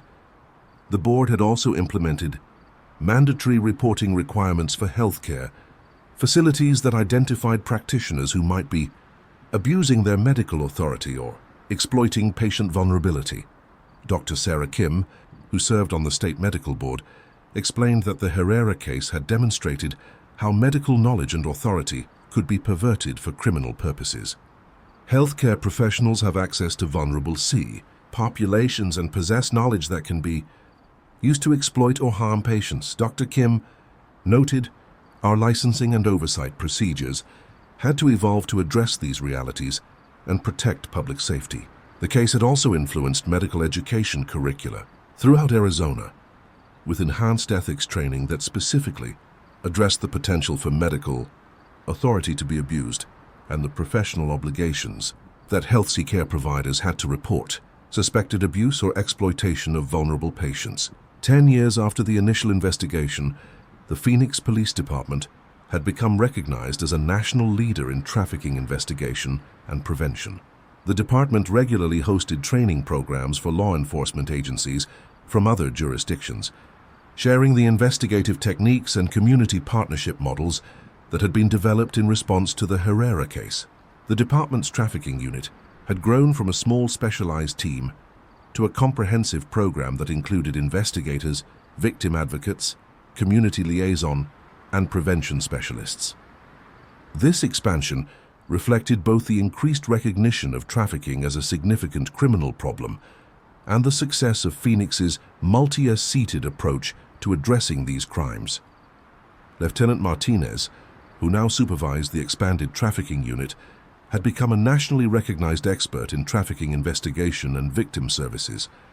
Her experience with the Herrera case had informed her approach to training other law enforcement professionals and had contributed to the development of best practices that were being adopted by agencies throughout the country. The Herrera case taught us that effective trafficking response requires more than just good investigation techniques, Lieutenant Martinez explained during a presentation to the National Association of Police Chiefs. It requires community partnerships, specialized victim services, and a comprehensive understanding of the psychological techniques used by sophisticated criminal networks. Our success comes from treating trafficking as a community problem that requires a community response. The Department of Justice had used the Herrera case as a model for training federal prosecutors on trafficking cases involving religious manipulation and psychological coercion. The legal strategies developed during the prosecution had been incorporated into federal training programs and had influenced the development of enhanced trafficking statutes that specifically address the use of religious authority and medical knowledge to exploit victims. The case had also contributed to international efforts to combat trafficking, with representatives from the Phoenix investigation participating in United Nations working groups focused on developing global standards for identifying and prosecuting sophisticated trafficking operations. The psychological techniques documented in the Herrera case had been recognized as part of a broader evolution in trafficking methods that required enhanced international cooperation and specialized investigative approaches. 15 years after the initial investigation, Detective Ramirez had been promoted to captain and assigned to oversee the Phoenix Police Department's entire Special Victims Division, which included units focused on trafficking, domestic violence, child abuse, and sexual assault. His experience with the Herrera case had shaped his approach to managing complex investigations and had influenced the department's broader strategy for addressing crimes against vulnerable populations. The Herrera case was a watershed moment for our department and our community. Captain Ramirez reflected during an interview marking the anniversary of the investigation. It taught us that modern criminal operations are sophisticated enterprises that require equally sophisticated responses. We can't just react to individual incidents. We have to understand the broader networks and systems that enable exploitation and develop comprehensive strategies to disrupt them. The Phoenix model for trafficking response had been adopted by cities throughout the Southwest and had influenced national policy on trafficking prevention and prosecution. The success of the community partnership approach had demonstrated that effective trafficking response required coordination between law enforcement, social services, health care providers, religious organizations, and immigrant advocacy groups. The annual conference on trafficking prevention, hosted by the Phoenix Police Department, drew participants from throughout North America, providing a forum for sharing best practices and discussing emerging trends in trafficking methods and investigation techniques. The conference had become one of the premier professional development opportunities for law enforcement officers, prosecutors, and service providers working on trafficking cases. The transformation of the apartment building where Herrera had operated into transitional housing for trafficking survivors had become a symbol of Phoenix's commitment to converting sites of exploitation into resources for recovery and healing. The building now housed up to 30 survivors at a time, providing safe, affordable accommodation, along with comprehensive support services including counseling, job training, legal assistance, and healthcare.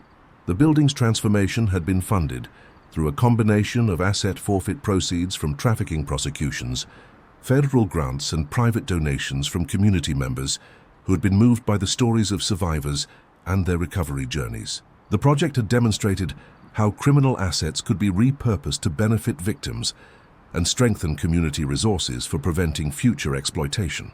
Maria Santos, the woman whose apartment had been the site of Herrera's operation, had become one of the building's first residents after her own recovery from the trauma of discovering how her home had been used for systematic abuse. Her journey from unwitting landlord to survivor advocate illustrated the complex ways that trafficking operations impacted entire communities, not just direct victims.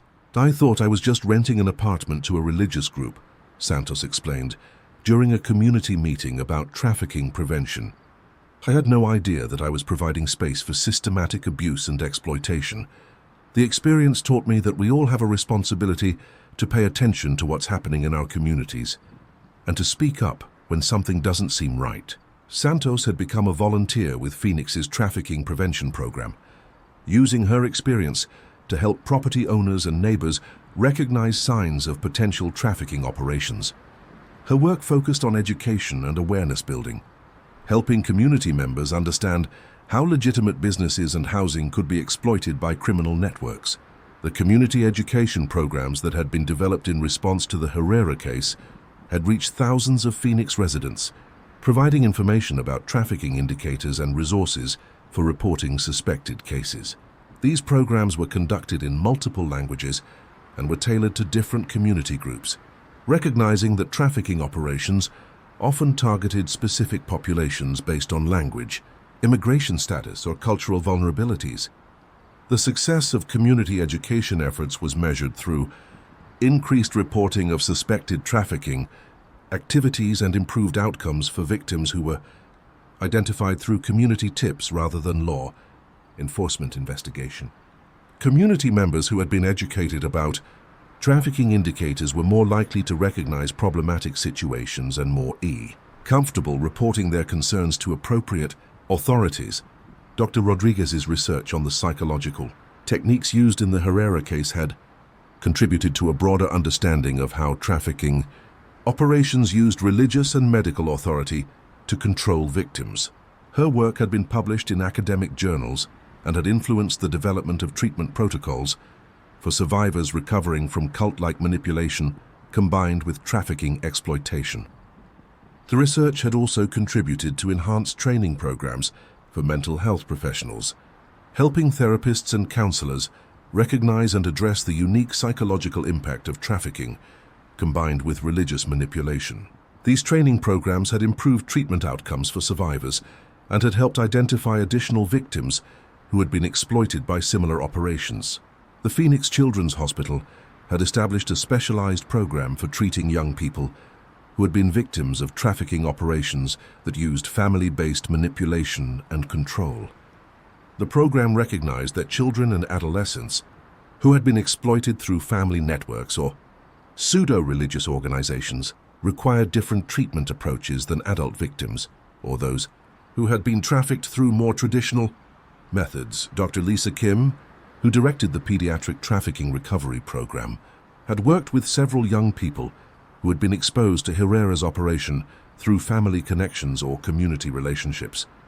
Her experience had contributed to the development of treatment protocols that addressed both the direct trauma of exploitation and the complex family dynamics that had enabled the abuse.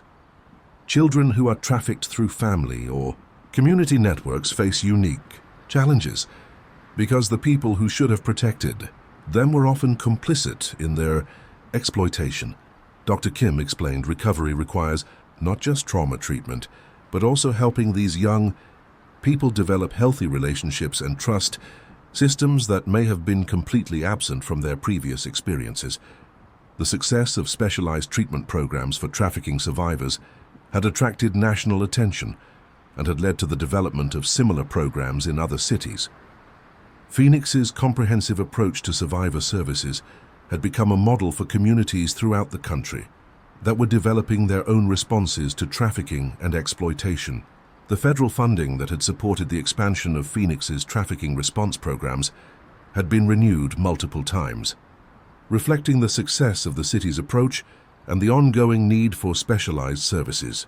The funding had enabled the expansion of survivor housing, enhanced law enforcement training, and the development of prevention programs that reached vulnerable populations. Her leadership had helped shift the focus of trafficking discussions from law enforcement perspectives to survivor-centered approaches that prioritized victim recovery and empowerment.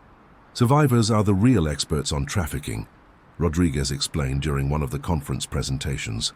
We understand how these operations work, what victims need to recover, and what communities can do to prevent exploitation. Our voices need to be central to any discussion about how to address trafficking effectively.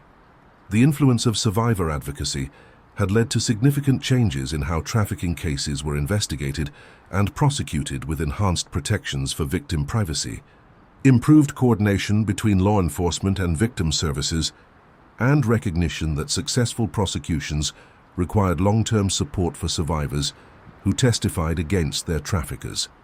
The Phoenix model for survivor-centered trafficking response had been adopted by federal agencies and had influenced the development of national standards for trafficking victim identification and services. The approach recognized that effective trafficking response required treating victims as partners in the investigation and prosecution process, rather than simply as sources of evidence. 20 years after the initial Herrera investigation, Phoenix had become recognized as one of the most effective cities in the country for trafficking prevention and response. The city's comprehensive approach had resulted in the identification and prosecution of dozens of trafficking operations, the recovery of hundreds of survivors, and the development of prevention programs that had reached thousands of vulnerable community members. The success of Phoenix's approach had been studied by researchers and policymakers from throughout the world, contributing to international efforts to develop effective responses to modern trafficking operations. The city had hosted delegations from numerous countries seeking to learn from Phoenix's experience and adapt successful strategies to their own contexts. The long-term impact of the Herrera case extended far beyond the original investigation and prosecution. The case had catalyzed a transformation in how Phoenix understood and responded to trafficking, leading to the development of comprehensive programs that addressed prevention, identification, investigation, prosecution, and survivor recovery as interconnected elements of an effective anti-trafficking strategy. Detective Ramirez, now approaching retirement after a career that had been shaped by his experience with the Herrera case, reflected on the broader lessons that had emerged from the investigation. His initial response to what appeared to be a routine domestic disturbance call had evolved into a decades-long commitment to protecting vulnerable populations from sophisticated criminal exploitation. The Herrera case taught me that effective law enforcement requires understanding the broader social conditions that enable exploitation and developing responses that address root causes rather than just individual crimes. Ramirez observed, "We can't just arrest our way out of trafficking. We have to build communities where exploitation becomes impossible, because everyone is connected to support systems and everyone is watching out for their neighbors."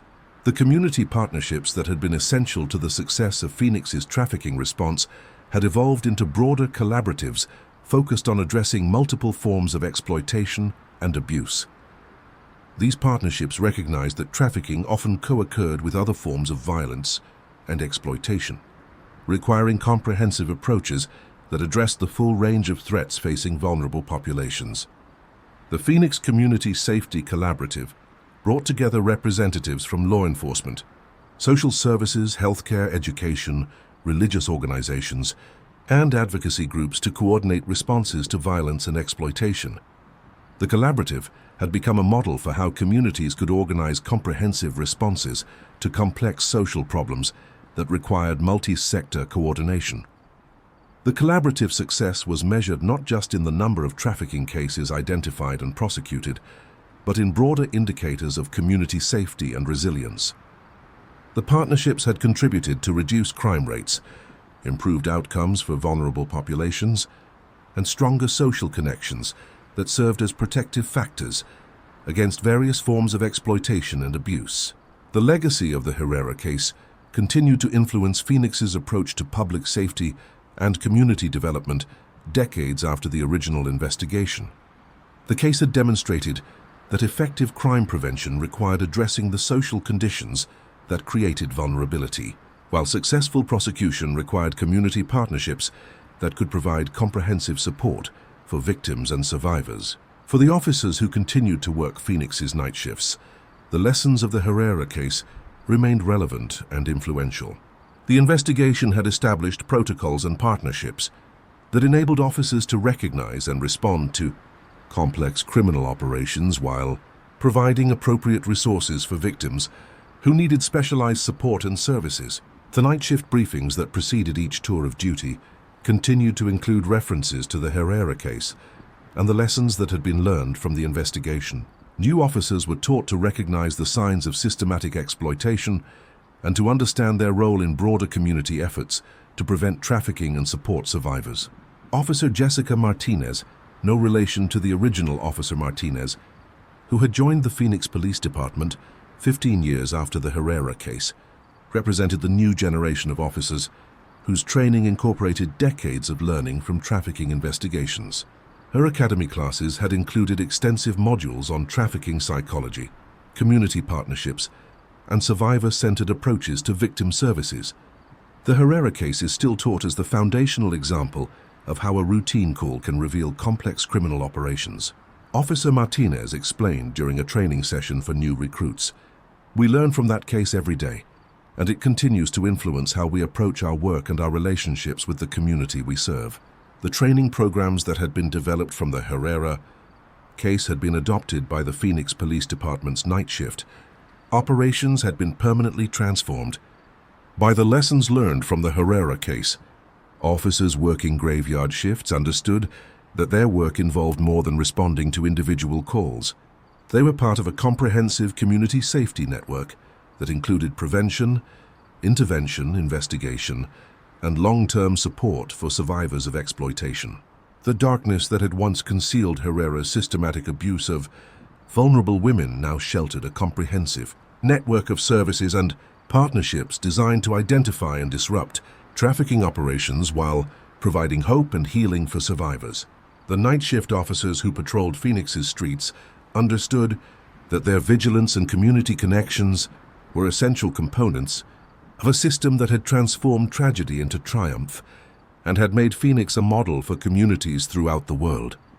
For Captain Ramirez, approaching the end of a career that had been defined by his commitment to protecting vulnerable populations, the Herrera case remained the most significant and influential investigation of his professional life. The case had taught him that effective law enforcement required not just technical skills and investigative techniques, but also community engagement, cultural competence, and a deep understanding of the social conditions that enabled exploitation and abuse. The Herrera case changed everything about how I understood my role as a police officer, Captain Ramirez reflected for the survivors of Herrera's operation who had rebuilt their lives and become advocates for others. The memorial garden represented both the tragedy they had experienced and the hope that had emerged from their recovery. Their transformation from victims to leaders demonstrated the resilience of the human spirit and the power of comprehensive support systems to enable healing and growth. The legacy of the Herrera case extended far beyond the original investigation to influence how communities throughout the country understood and responded to trafficking. The case had demonstrated that effective anti-trafficking efforts required long-term commitment, comprehensive approaches, and recognition that trafficking was not just a law enforcement problem, but a community challenge that required broad-based solutions. 25 years after the initial investigation, the impact of the Herrera case continued to influence policy and practice in ways that extended far beyond Phoenix and far beyond trafficking.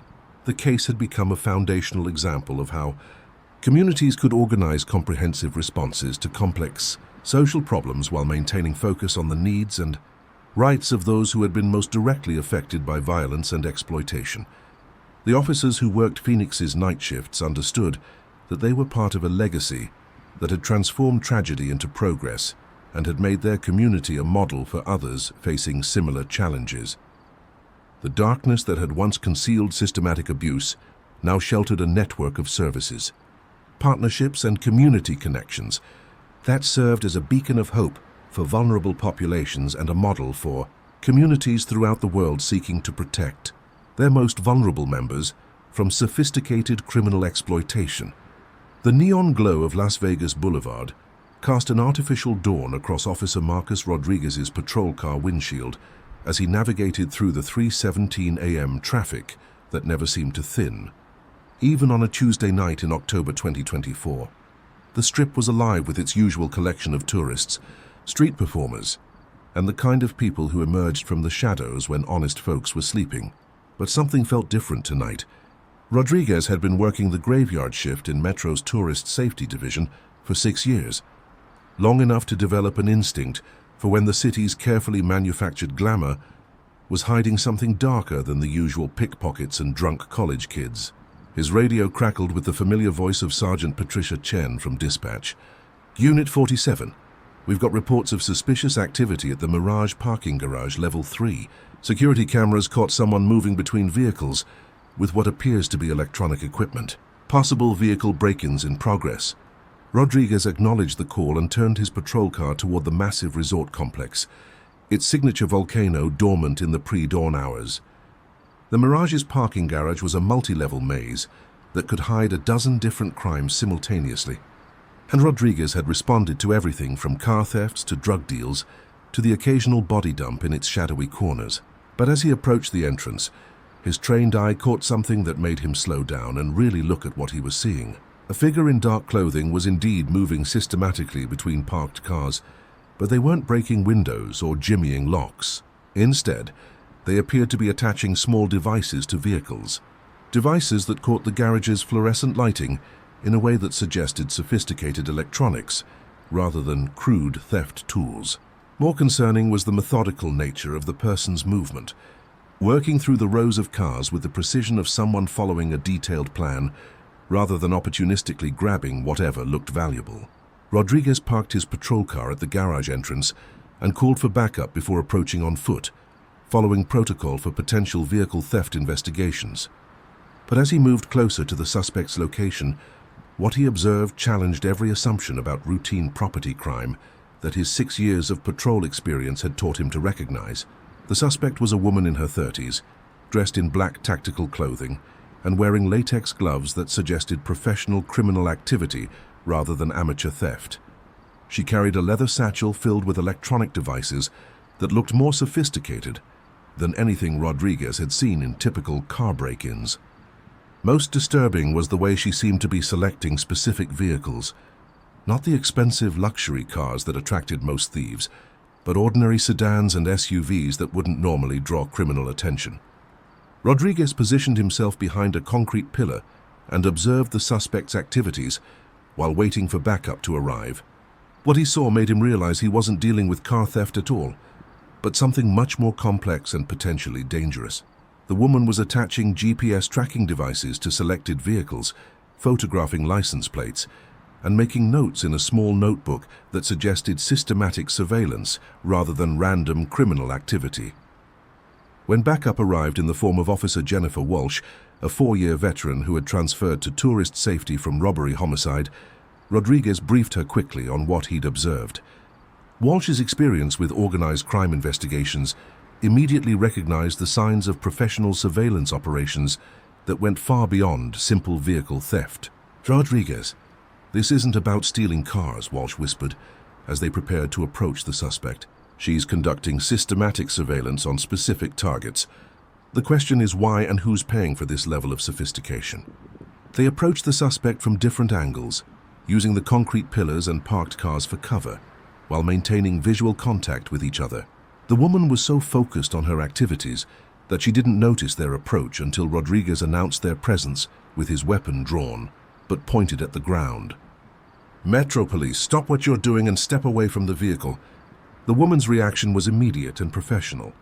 She didn't run, panic, or attempt to dispose of evidence like a typical street criminal. Instead, she slowly raised her hands and stepped back from the vehicle she'd been working on, her body language suggesting someone who had been trained to handle law enforcement encounters. "Officers, I can explain what I'm doing here," she said in accented English that Rodriguez couldn't immediately place. "I'm a private investigator working on an insurance fraud case. I have identification and documentation in my bag." Rodriguez and Walsh exchanged glances that communicated their shared skepticism. Private investigators didn't typically work alone in parking garages at 3:30 a.m. and the sophisticated surveillance equipment suggested resources beyond what most legitimate PI operations could afford.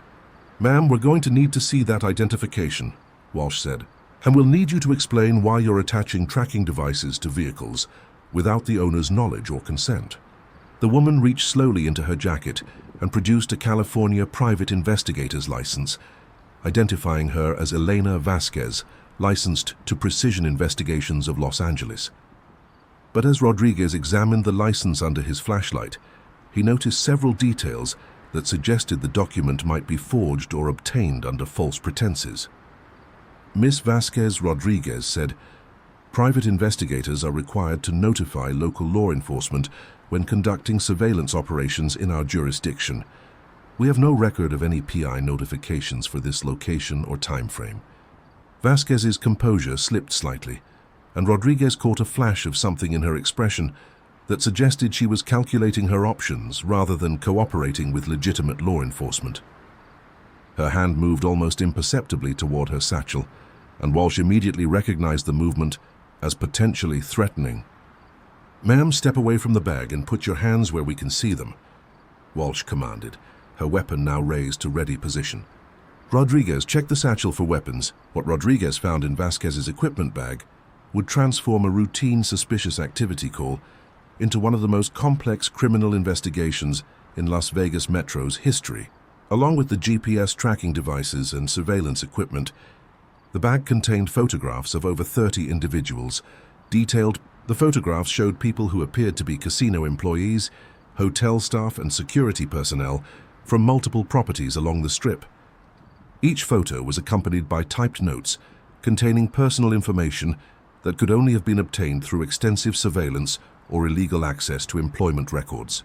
Names, addresses, shift schedules, family information, and what appeared to be assessments of each individual's potential vulnerabilities were documented with the thoroughness of a professional intelligence operation.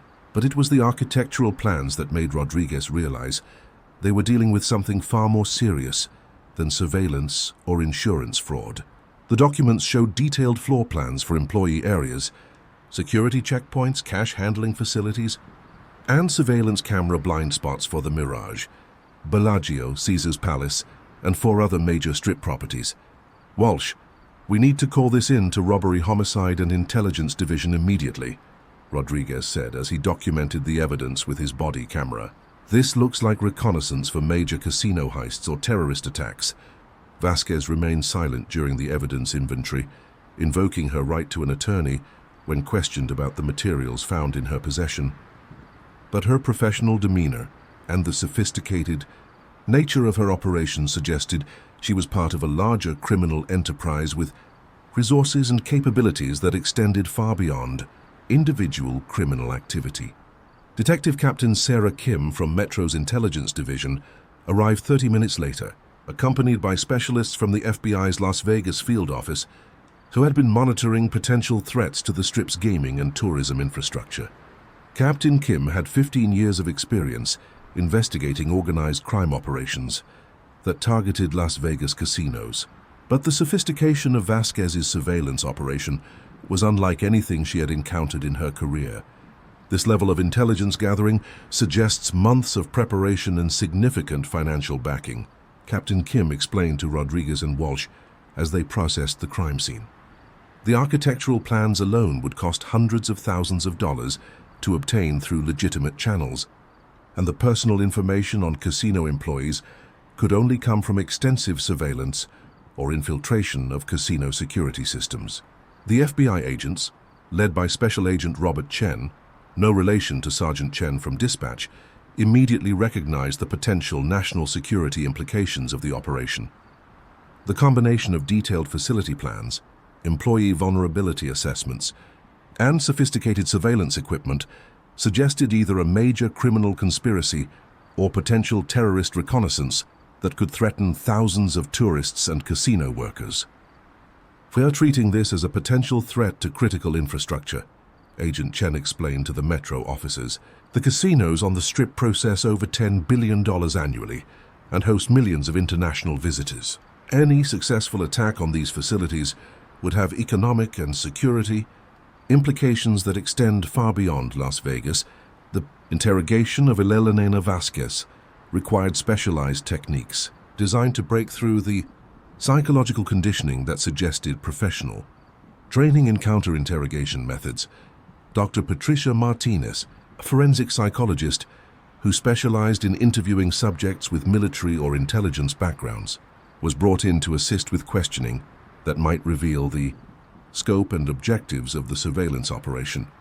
Dr. Martinez's initial assessment suggested that Vasquez had been trained by professionals in surveillance techniques, operational security, and resistance to interrogation. Her responses to questioning followed patterns typically associated with military or intelligence training, suggesting she was either a former government operative or had been trained by someone with that background. Vasquez is operating under what appears to be a professional operational framework, Dr. Martinez explained to the investigation team.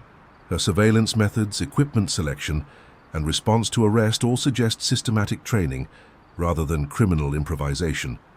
"We are dealing with someone who views this as a mission rather than a crime." The breakthrough in the investigation came when forensic specialists analyzed the metadata from the digital photographs found in Vasquez's possession. The images had been taken over a period of 6 months using multiple cameras and from locations that suggested extensive reconnaissance of casino security measures and employee routines. More importantly, several images contained background details that revealed they had been taken from inside casino properties, indicating that Vasquez or her associates had successfully infiltrated casino security systems. The metadata analysis also revealed that the photographs had been transmitted to IP addresses in 3 different countries, suggesting an international operation with coordination and command structures that extended far beyond Las Vegas. The FBI's Cybercrime Division immediately began tracing these communications while working with international law enforcement partners to identify potential co-conspirators and command elements. But the most disturbing discovery came when investigators realized that several of the casino employees photographed by Vasquez had reported suspicious approaches in the weeks preceding her arrest. Security personnel, dealers, and hotel staff from multiple properties had been contacted by individuals claiming to represent employee benefit programs, insurance companies, or union organizations. These contacts had been used to gather personal information and assess employee loyalty and vulnerability to recruitment or coercion. Detective Rodriguez coordinated with casino security departments to identify employees who had been targeted by the operation and assess whether any had been successfully recruited or compromised. This investigation revealed that at least 12 casino employees across 6 properties had been approached by operatives connected to Vasquez's organization, with 3 admitting they had provided information about security procedures in exchange for what they believed were legitimate employment opportunities. The scope of the conspiracy expanded dramatically when federal investigators discovered that Vasquez's operation was part of a larger network targeting major gambling and entertainment venues throughout the western United States. Similar surveillance activities had been reported in Atlantic City, Reno, and tribal casinos in California and Arizona, suggesting a coordinated effort to gather intelligence on casino security systems across multiple jurisdictions. Agent Chen coordinated with FBI field offices in affected cities to compare intelligence and identify patterns that might reveal the ultimate objectives of the surveillance network. What emerged was evidence of the most sophisticated casino heist conspiracy in American history, involving international criminal organizations with the resources and expertise to target multiple high V-value facilities simultaneously. We're not looking at individual casino robberies, Agent Chen explained during a briefing with Metro Command staff and casino security executives. This appears to be planned as a coordinated attack on multiple facilities, possibly timed to maximize both financial impact and psychological effect on the gambling industry. We patrol those casino properties every night, and none of us noticed sophisticated surveillance operations that had been going on for months. Walsh nodded, understanding the professional concern that came with realizing how easily their security measures had been penetrated. Rodriguez, they were professionals using techniques designed to avoid detection by people like us. The fact that you recognized something was wrong when you saw Vasquez in that parking garage probably prevented whatever they were planning from succeeding. The federal investigation eventually identified a network of 37 individuals operating across 8 states, all coordinated by what appeared to be an international criminal organization with connections to Eastern European organized crime groups specializing in high-tech casino fraud and theft operations. The network included former military personnel, discharged security professionals, and individuals with backgrounds in casino operations who provided inside knowledge of facility procedures and vulnerabilities. Vasquez, faced with federal charges that could result in life imprisonment, eventually agreed to cooperate with investigators in exchange for a reduced sentence. Her debriefing revealed that the network had been planning coordinated heists targeting 5 major strip casinos during the week between Christmas and New Year's, when holiday crowds would provide cover for the operations while maximizing the amount of cash and valuables available for theft. The plan was elegant in its complexity. Agent Chen explained to the task force they would have used their inside knowledge of security procedures to disable alarm systems, their surveillance of employee schedules to time the operations when staff would be minimal, and their architectural intelligence to plan escape routes that avoided casino security and law enforcement response. The heists were designed to appear as inside jobs conducted by casino employees, using the personal information gathered through surveillance to frame innocent workers for the crimes, while the actual perpetrators escaped with millions of dollars in cash, chips, and jewelry from high-roller gaming areas and luxury retail outlets within the casino complexes. But the most chilling aspect of the plan was its potential for violence. Vasquez revealed that the network had acquired military-grade weapons and were prepared to use force against security personnel and law enforcement officers who might interfere with their operations. The holiday timing would have maximized civilian casualties if the heists had escalated into armed confrontations within the crowded casino environments. The arrests of network members required coordination between FBI field offices in 8 cities, with simultaneous raids designed to prevent suspects from destroying evidence or fleeing to countries without extradition treaties. The Operation Cenemed House Edge resulted in the largest casino crime prosecution in federal history and the disruption of criminal networks that had been targeting gambling facilities throughout North America and Europe. Rodriguez testified as the primary witness in the federal trials that followed, describing his observations during the initial arrest and explaining how patrol officers could recognize signs of professional surveillance operations. His testimony was crucial in establishing the timeline and methods used by the network, while also highlighting the importance of patrol-level intelligence gathering in detecting sophisticated criminal operations. The trials revealed the international scope of casino-targeted organized crime and the sophisticated methods used by criminal networks to gather intelligence and plan complex heists. Expert witnesses included former intelligence operatives, casino security specialists, and organized crime prosecutors who explained how legitimate surveillance techniques could be perverted for criminal purposes. Vasquez received a 15-year federal sentence. After her cooperation helped convict higher-level members of the network and prevented the planned holiday heists that could have resulted in hundreds of casualties and tens of millions of dollars in losses. Her testimony provided crucial insights into how international criminal organizations recruited and trained operatives for casino targeting crimes. The investigation had far-reaching consequences for casino security throughout the United States. New protocols were implemented for employee background checks, surveillance system upgrades, and coordination between casino security departments and law enforcement agencies. The sophistication of the Vasquez network's reconnaissance capabilities forced the gambling industry to reassess its security assumptions and invest in enhanced protective measures. For Rodriguez, the case fundamentally changed his understanding of patrol work and the types of criminal activity that could be hidden within the routine activities of a major tourist destination. His role in exposing the network earned him a promotion to detective and assignment to Metro's newly expanded Casino Crimes Unit, where he specialized in investigating sophisticated fraud and theft operations targeting gaming facilities. The Vasquez case taught me that effective patrol work requires looking beyond the obvious and questioning activities that seem routine but don't quite fit normal patterns.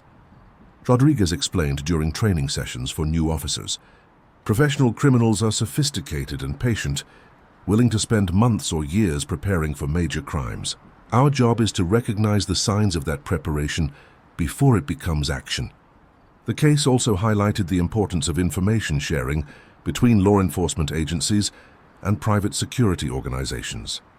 The casino industry's cooperation with federal investigators had been essential in identifying the scope of the network and preventing the planned heists, demonstrating that effective crime prevention required partnerships that extended beyond traditional law enforcement boundaries. Metro's intelligence division established a permanent liaison program, with strip casino security departments creating communication channels that enabled rapid sharing of information about suspicious activities and potential threats. This program became a model for law enforcement partnerships with private security organizations in other major tourist destinations. 5 years after the initial arrest, Las Vegas had become recognized as having some of the most sophisticated casino security systems in the world, partly in response to the Vasquez network's demonstrated capabilities. The enhancements included advanced surveillance technology, improved employee screening procedures, and enhanced coordination between casino security and law enforcement agencies. Detective Rodriguez, now a sergeant supervising Metro's Casino Crimes Unit, continued to work night shifts throughout the Strip, but with an enhanced understanding of the complex criminal threats facing major tourism destinations. His unit had investigated dozens of sophisticated fraud and theft operations, many of which used techniques similar to those pioneered by the Vasquez network. The Vasquez case was a wake-up call for everyone involved in casino security. Sergeant Rodriguez reflected during an interview, marking the 5th anniversary of the investigation.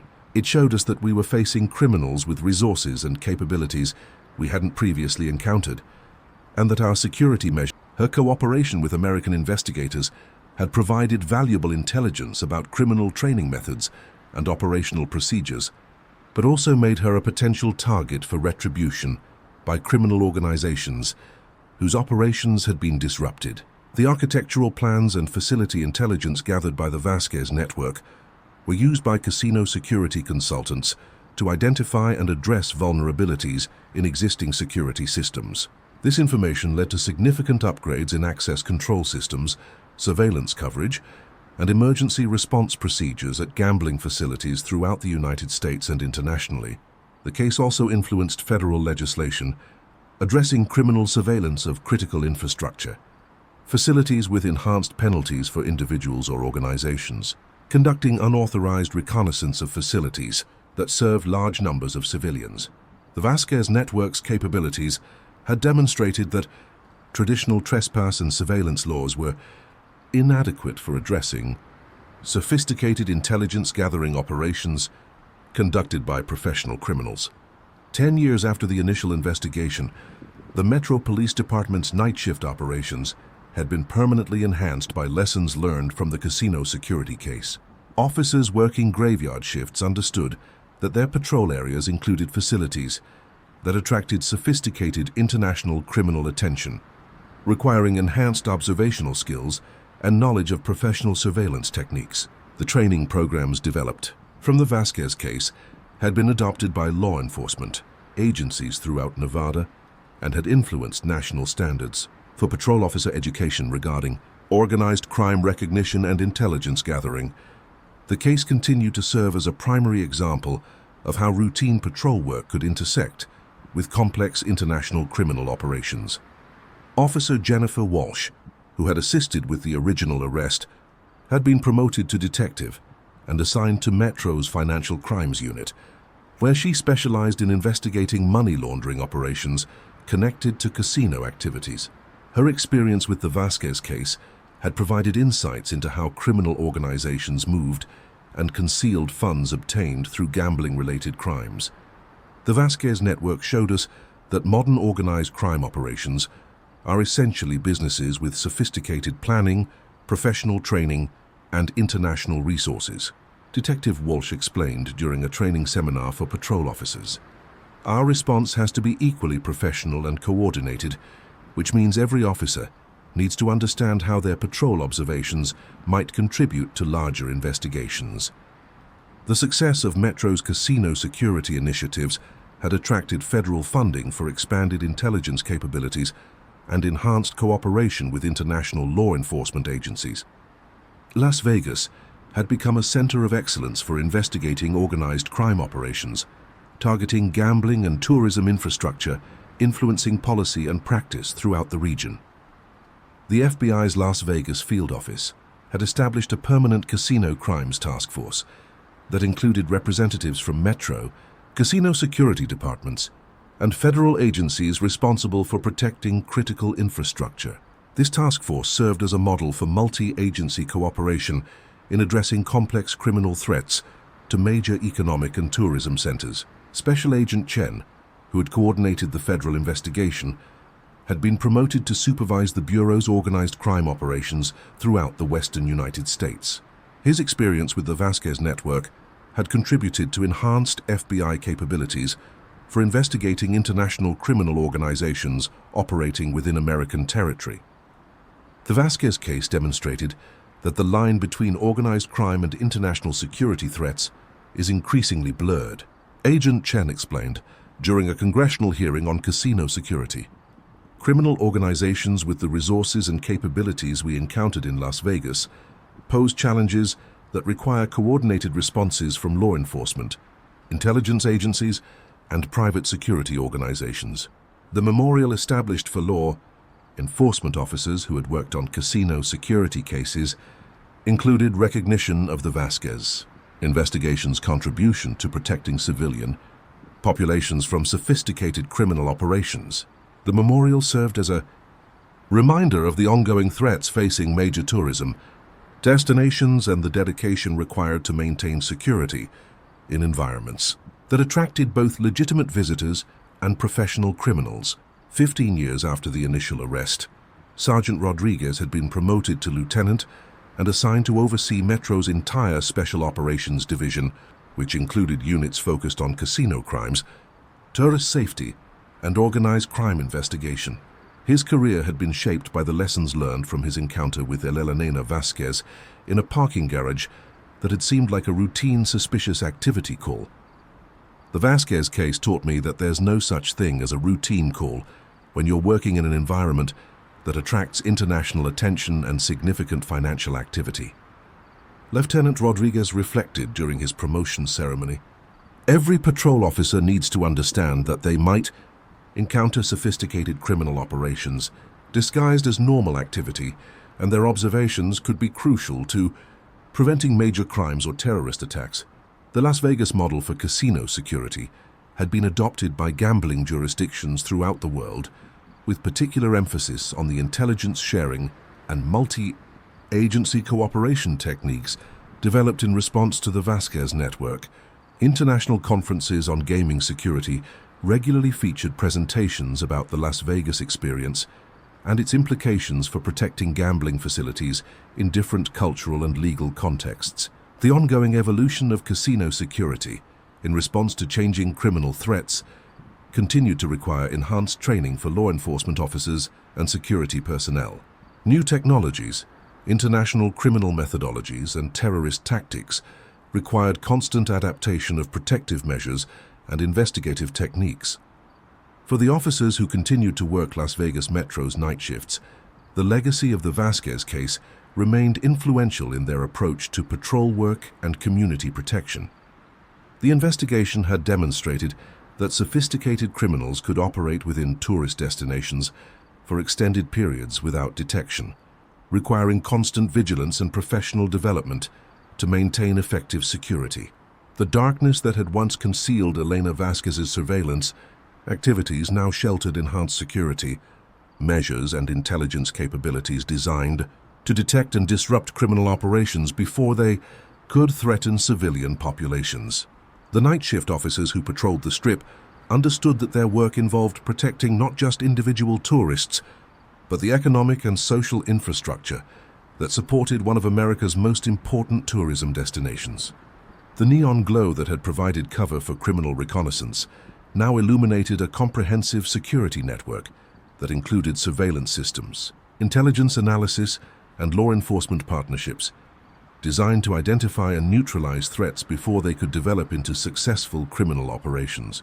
The transformation of Las Vegas casino security had created a model for protecting other high-value targets from sophisticated criminal organizations with international resources and capabilities. 20 years after Sergeant Rodriguez first observed Elena Vasquez attaching tracking devices to vehicles in the Mirage parking garage, Las Vegas had become recognized as one of the most secure major tourism destinations in the world. The city's response to the casino heist conspiracy had created security innovations and law enforcement partnerships that influenced protective measures throughout the tourism and entertainment industries.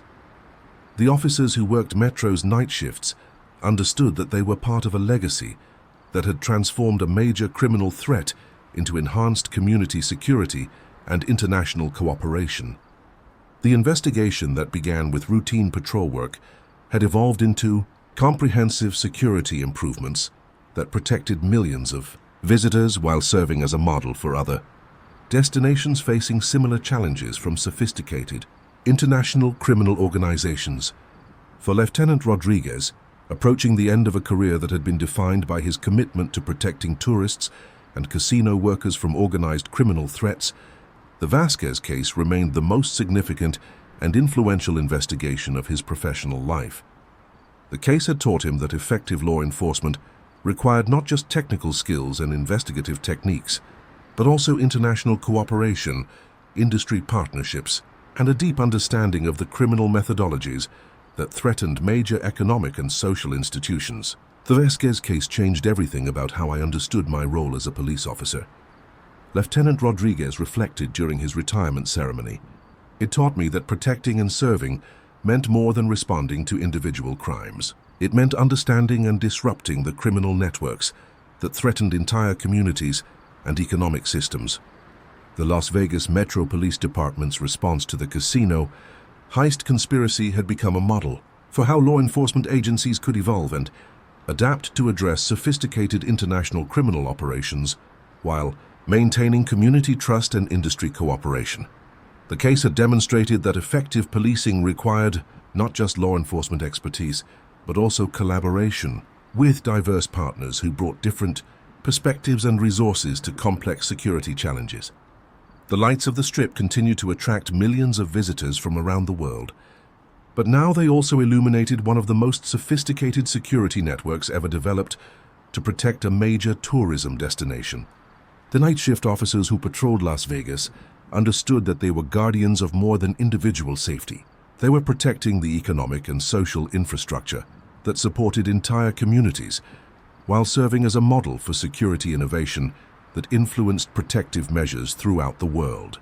The case that had begun with one officer's careful observation in a parking garage had evolved into a transformation of casino security that protected not just Las Vegas, but gambling facilities and tourism destinations throughout the world.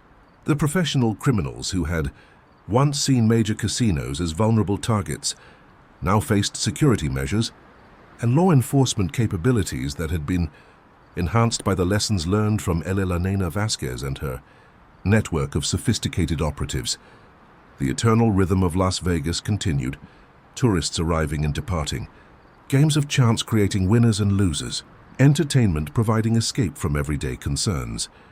But beneath the glittering surface, a comprehensive security network maintained constant vigilance against the sophisticated criminal organizations that viewed the city's wealth and international prominence as opportunities for exploitation. For the men and women who chose to work the night shift in one of America's most unique and challenging law enforcement environments, the Vasquez case served as a permanent reminder that routine patrol work could intersect with international criminal operations, and that their vigilance and professionalism were essential components of a security system that protected not just individual visitors, but the economic and social foundations of their community. The night shift never ended in Las Vegas, and neither did the commitment to protecting the millions of people who trusted that the city's glamour and excitement could be enjoyed safely.